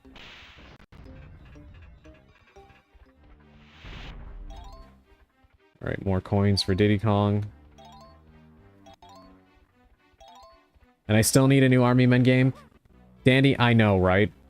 I know. First of all, I hope that they put, I hope that they put the N64 Army Men games on there. But I have had an idea for a new Army Men game for so long. It kills me that it's just never gonna happen. And I keep hoping that some indie developer will take it into their own hands. And there's been a few who have done like Army Men style games, but they're either only like all online, always multiplayer games, or Like, they never really do the proper, like, Army Men style. Or have, like, the perfect balance between humor and, like, the in-universe seriousness of it. And it kills me. I have been tempted to, like, write a new game in, like, a fan fiction style. Because there's so much that they can do with it. Like, for me, I keep envisioning that a new Army Men would kind of have, like, because, like, the Sarge's Heroes and Sarge's Heroes 2 style, incorporated platforming as well as third-person shooting. So I feel like it's a natural fit for kind of like the, Uncharted style of gameplay. Like, not one-to-one, but, like, something that offers more, freedom of movement than, say, like, Gears of War, right? And I just imagine, like, so much environmental destruction. Like, imagine having a shootout with the Tan Army in a kitchen, and, like, you see them standing, like, taking cover behind a milk carton. You shoot the milk carton and, like, send a flood of milk, like, sending them all, flying off the counter. Like, how cool would that be? Right? Like, oh my god. Or, like, having a battle in the living room, and then, like, the family dog or cat comes in and everybody runs for cover because it starts tearing up the battlefield and, like, sending jeeps and tanks flying everywhere. Or having to, like, platform over treacherous, locations, like over a toilet and trying not to get flushed as, like, you see members of the Tan Army, like, falling in and stuff like that. There's so many cool things that they could do that would just be funny by virtue of, like, the visuals of it. But it would be so serious to the characters and stuff like that. I would love that so much. The multiplayer would be cool as hell. Fuck yeah, or drop mortars on a dinner plate to collapse half off the counter. Right? Yeah, there's so much that they could do with environmental destruction. With, like, toy soldiers duking it out in the real world in several different locations. Like, there's so much potential. I cannot overstate it. And even in the realm of, like, toys, like, if they set it in the modern day, it would be interesting to, like, see if there's, like, less of them now, because children really don't play with toys all that much anymore. And, like, when you go back to, like, the Sarge's Heroes games, you can really see, like, what toys they were drawing from at the time. And, like, you had, Vicky and Bridget Blue, who were clearly, like, riffs off of the Barbie dolls. I would like to see,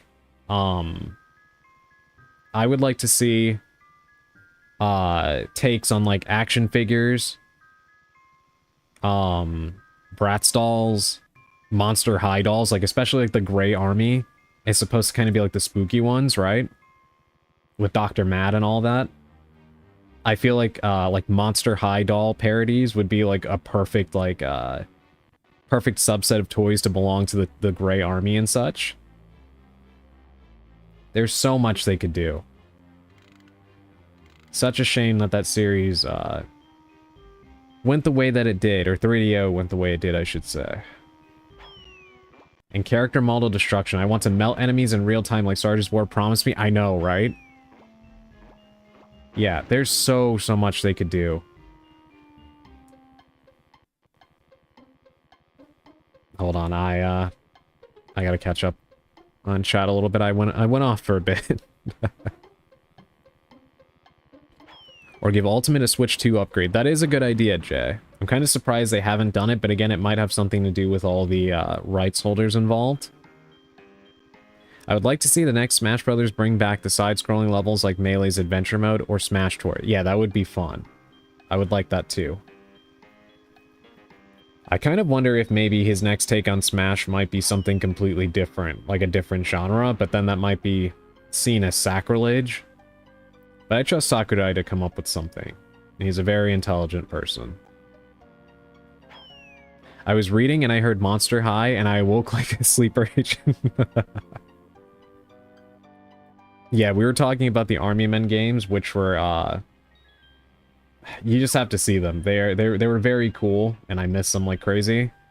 Basically, like the little toy soldiers. they have like their own world, but they come into the real world to fight and such. And it involves like tons of different kinds of toys. And the female characters are usually based off of like dolls. So like there's a character in the Green Army named Vicky, and she's clearly like based off of a Barbie doll. So I was saying, like, if they keep mixing and matching different toy types that belong to like the different armies, there's the Grey Army, which is kind of like the spooky ones.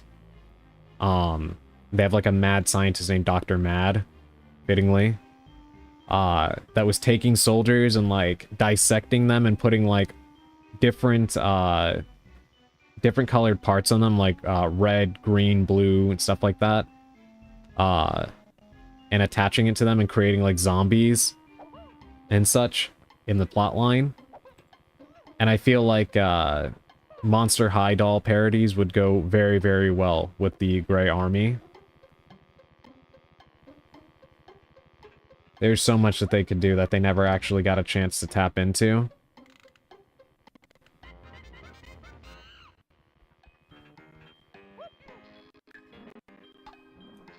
And it's very rare that I meet anybody who actually knows what the hell Army Men even is. So I had to kind of go off on a little bit of a tangent there. Herd the beavers into the pit. Press A to jump, and B to scare them.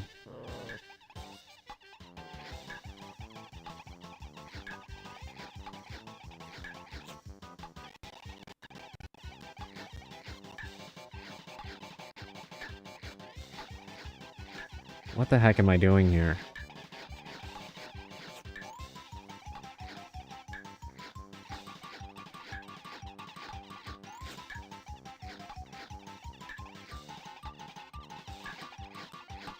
Why will they not get in there?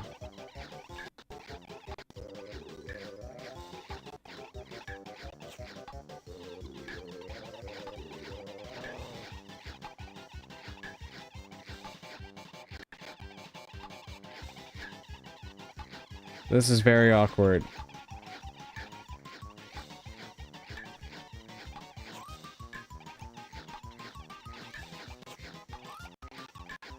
Only one fell in at the very, very end. Oh. Alright, this is gonna be kind of weird. Bear with me, chat. I'm gonna get this. It would be so funny if they made Vicky a full-size Barbie compared to the tiny army men. Yeah, I would love that too. Yeah, like, see, there's so many things they could do with that. So many cool things. I love that idea, Dandy. A lot of people also don't realize that game Portal Runner with Vicky was kind of Sarge's Heroes 3, like the actual Sarge's Heroes 3.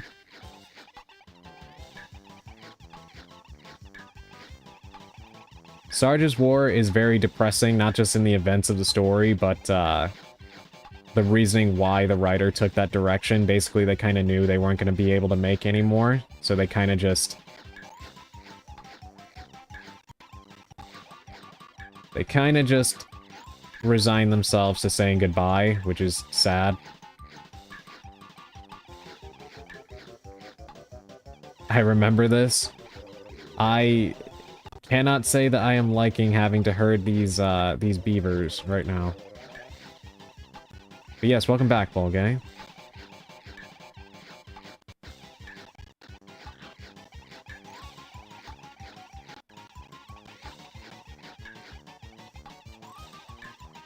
My god, please get in there. We still need 8 more. Ah. This is not a good minigame.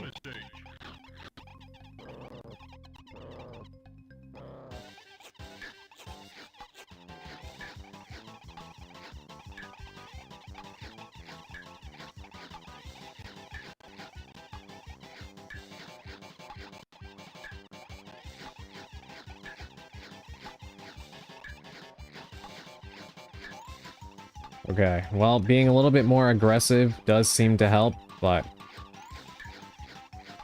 then other times they just don't move. They get to the pit and they just stand there.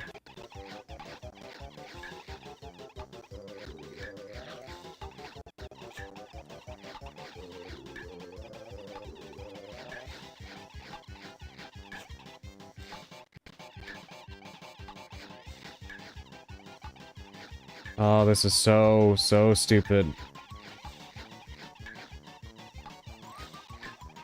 And they want you to do this for way too many of them.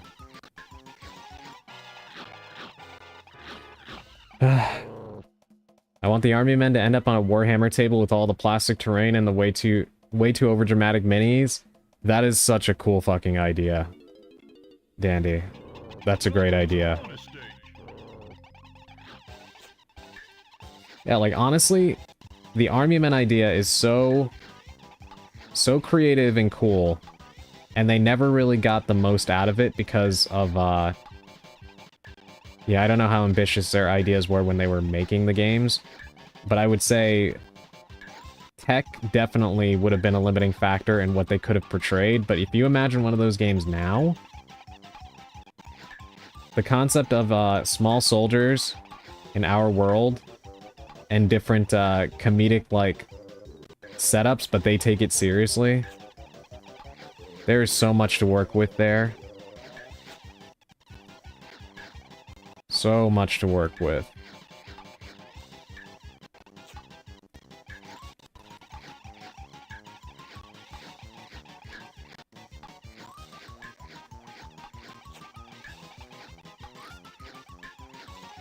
Well, this is gonna take a little bit. This is such a stupid minigame. Welcome to bonus stage.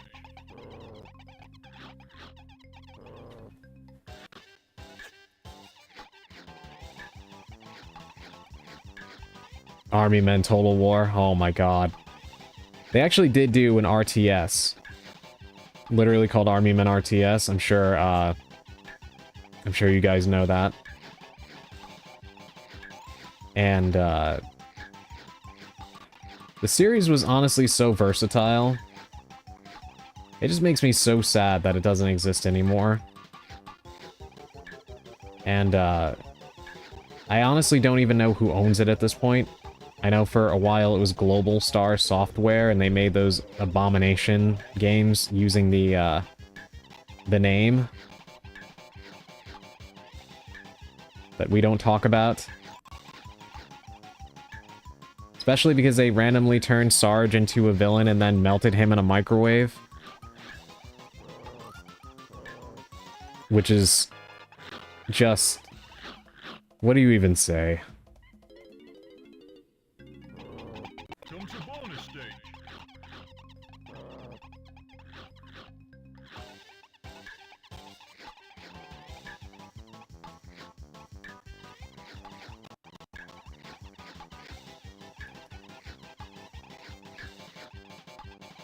There aren't enough words right now for how much I hate this.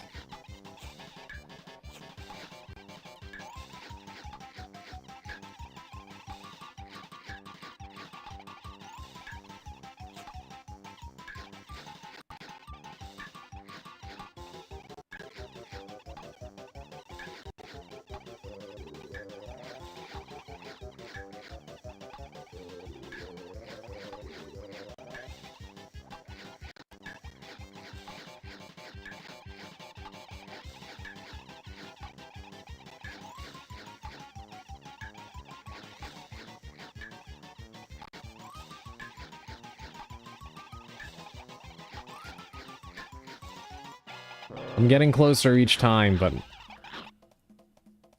oh. Welcome to bonus stage.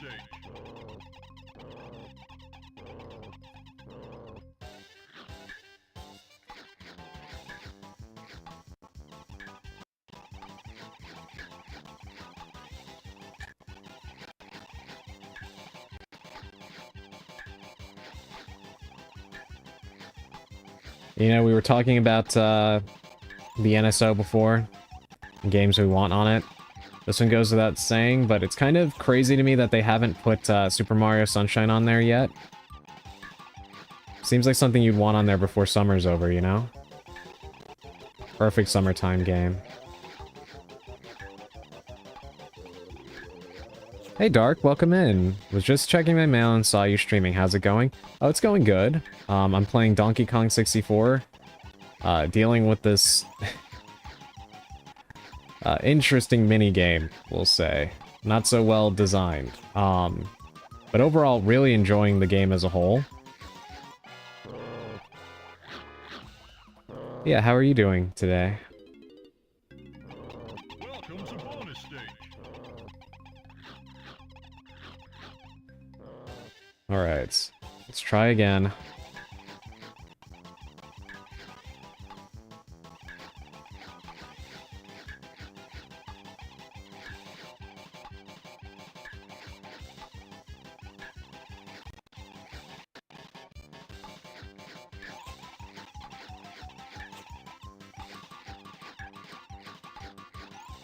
This is so stupid. Their AI is just not good.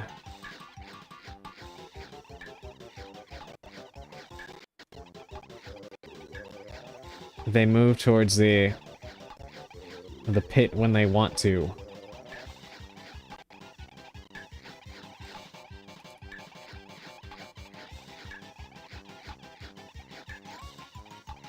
That one is stuck.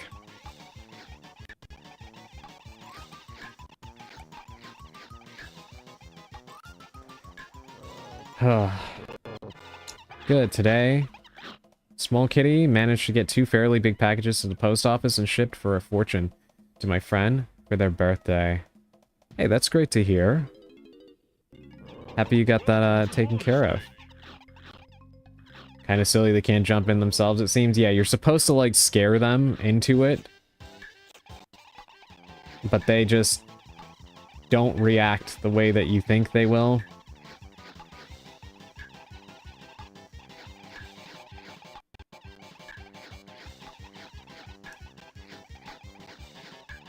This is a very, very badly designed minigame. And then they want you to get so many of them in there too.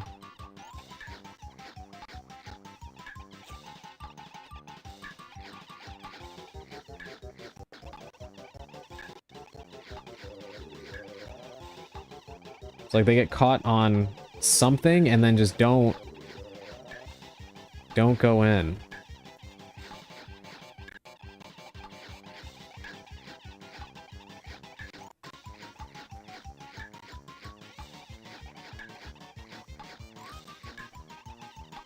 And you don't get enough time. You can totally see that. Gosh, looks frustrating. Yeah, it is. Welcome to bonus stage. It would be one thing if they, It would be one thing if they weren't so hard to move in. But you get them close, and then they just freeze there and keep getting caught on, like, the collision or something, and then they don't go in.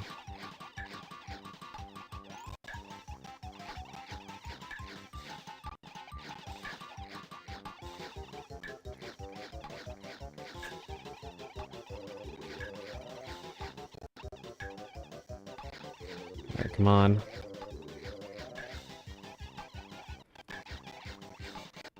Five more. This is insanity.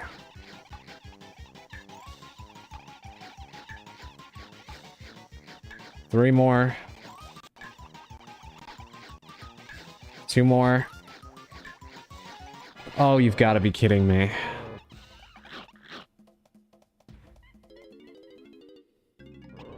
Welcome to bonus stage. Oh.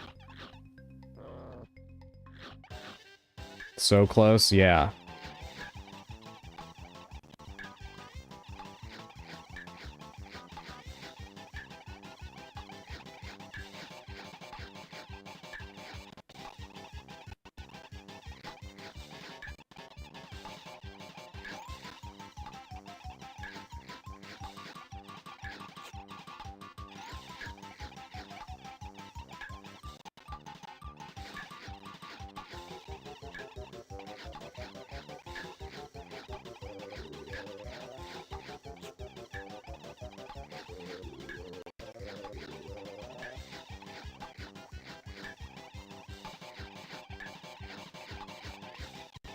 You're supposed to mash B to, like, scare them into going in that direction, and they just, half the time, they don't even listen to you anyway. They just go any which way they want to. Seems like they get stuck if close. Yeah. It's like you have to do it from Welcome to bonus stage. far away to make them actually fall in.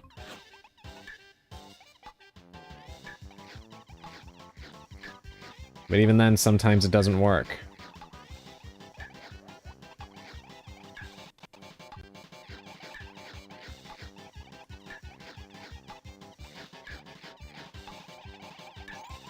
Come on.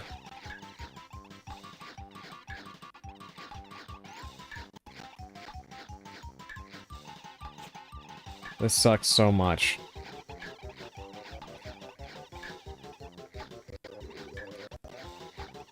And you can't even really celebrate when you get one in, because they want you to get so many, and you know you don't have the time.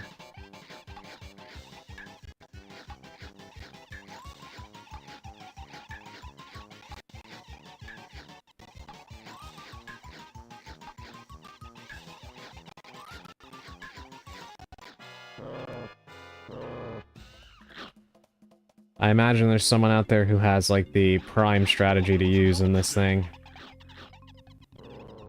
Kept saying that? Gosh, I admire your commitment. This is hella rough. Yeah, it is.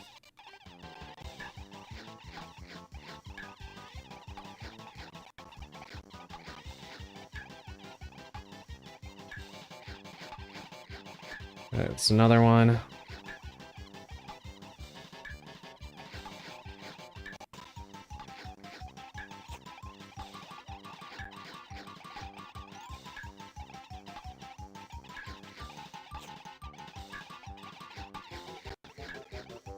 It's like they don't... They're all facing, like, the wrong freaking direction.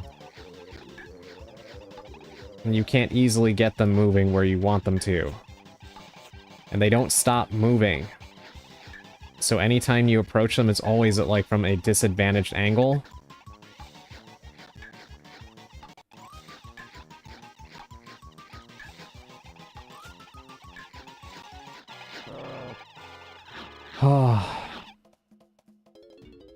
Alright, we're gonna try this a few more times. Bonus stage. Madi should be starting her stream soon. And then I will be raiding into her because she's doing her stream anniversary. And I want to be there to see it, so. And for those of you that will be sticking with us, it should be a good time. She's supposed to be playing Jackbox, so that should be something we can all kind of participate in. Reddit thread says to stay to the side of them and go in a circle.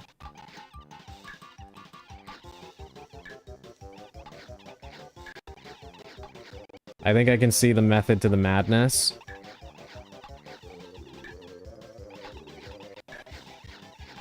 Yep, I think I see the method to the madness here.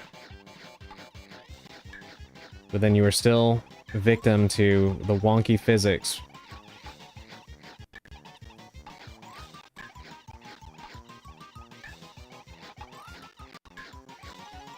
Okay, let's try again using that strategy from the start. And thank you for looking that up, Dandy. Because, Welcome to bonus stage. this is one of those times where it's not really... I don't really feel like it's a skill thing. You're fighting the physics of this game. And the poor AI.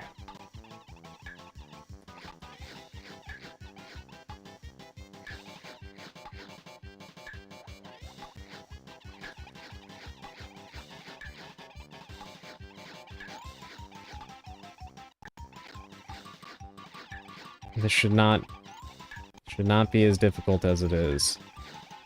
It's like, you know, you're chomping at them in the right direction, but they just don't want to go in.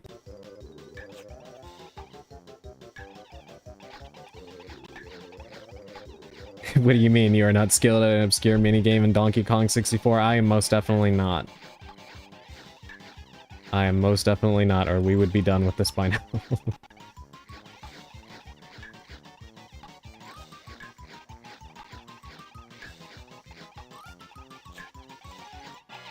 Alright, let's try again. The strategy is working, but you really have to be lucky with the formation of these guys.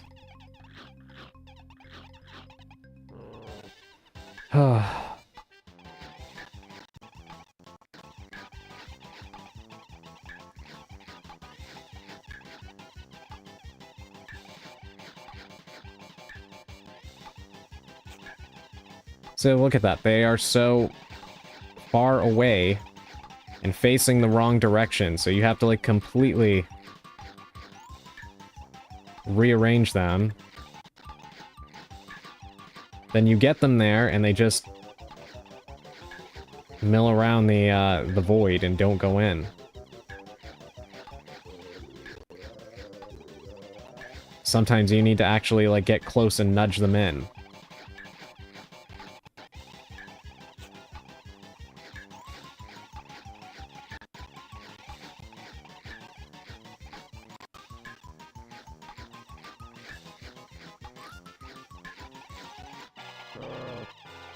Yeah, it's wild they want you to get one in every 5 seconds. Yeah, they did not playtest this enough.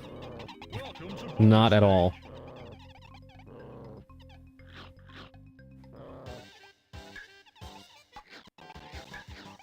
Alright, let's do this. Look at that, he's stuck. Come on.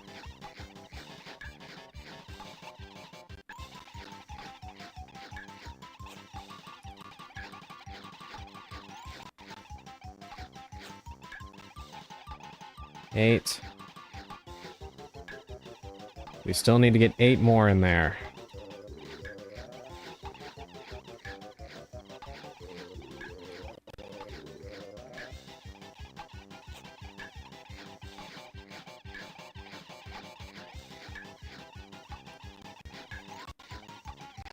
Unbelievable.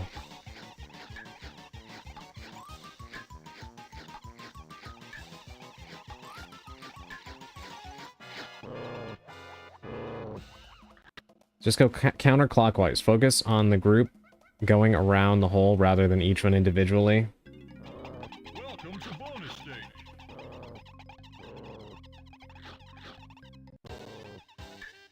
Well, let's give it a shot.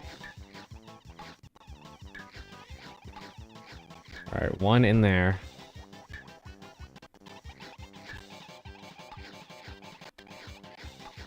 Alright, that one is stuck. That's my idea anyway. No, we'll try it. It's not a bad idea. It is just that sometimes these guys... Alright, let's go this way.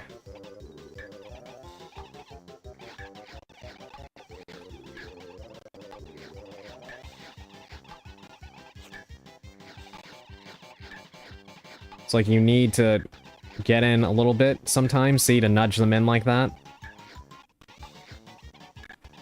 Otherwise, they won't fucking go in. Jesus Christ.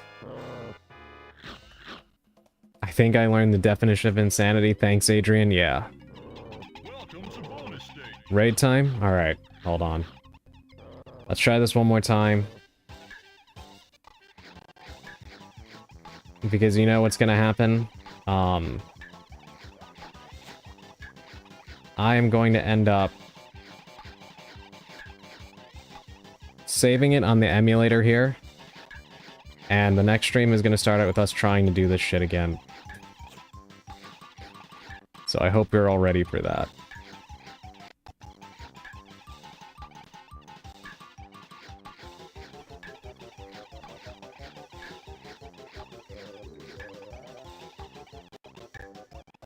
Also, I don't know if she's doing, like, open lobbies, like anybody can, voice chat. If that's the case, I might be doing that. If not, I'll probably just be participating.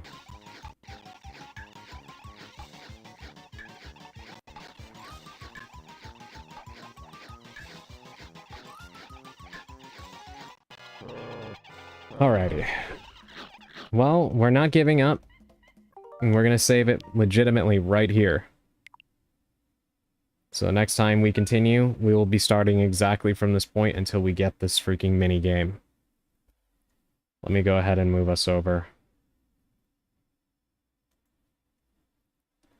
Just a moment.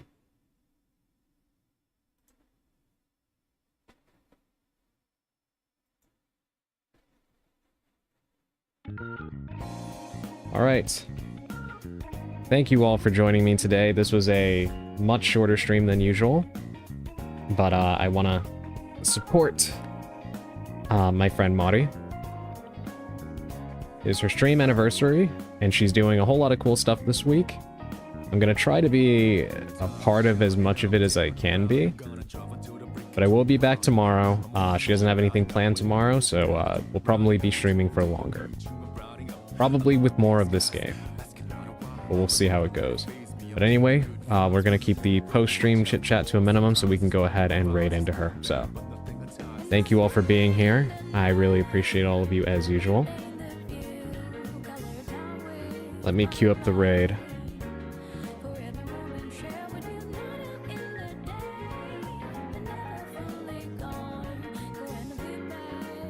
Yeah, I don't know if she's doing like open lobbies or anything. If she is, I'll try to join the voice chat and hang around. If not, I'll just be in the chat and playing the game as well. Hold on.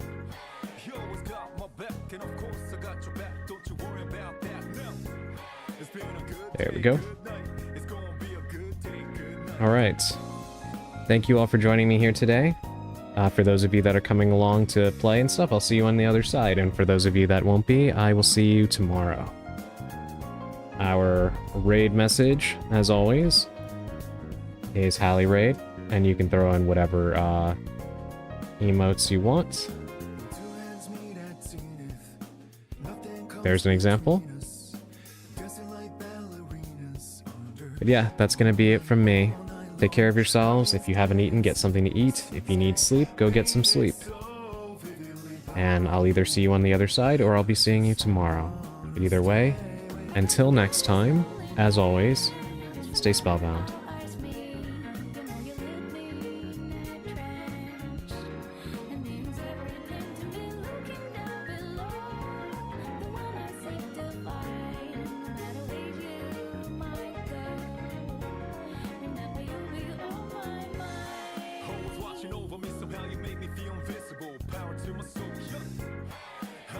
Things that used to bother me, 'cause your existence just lights me up.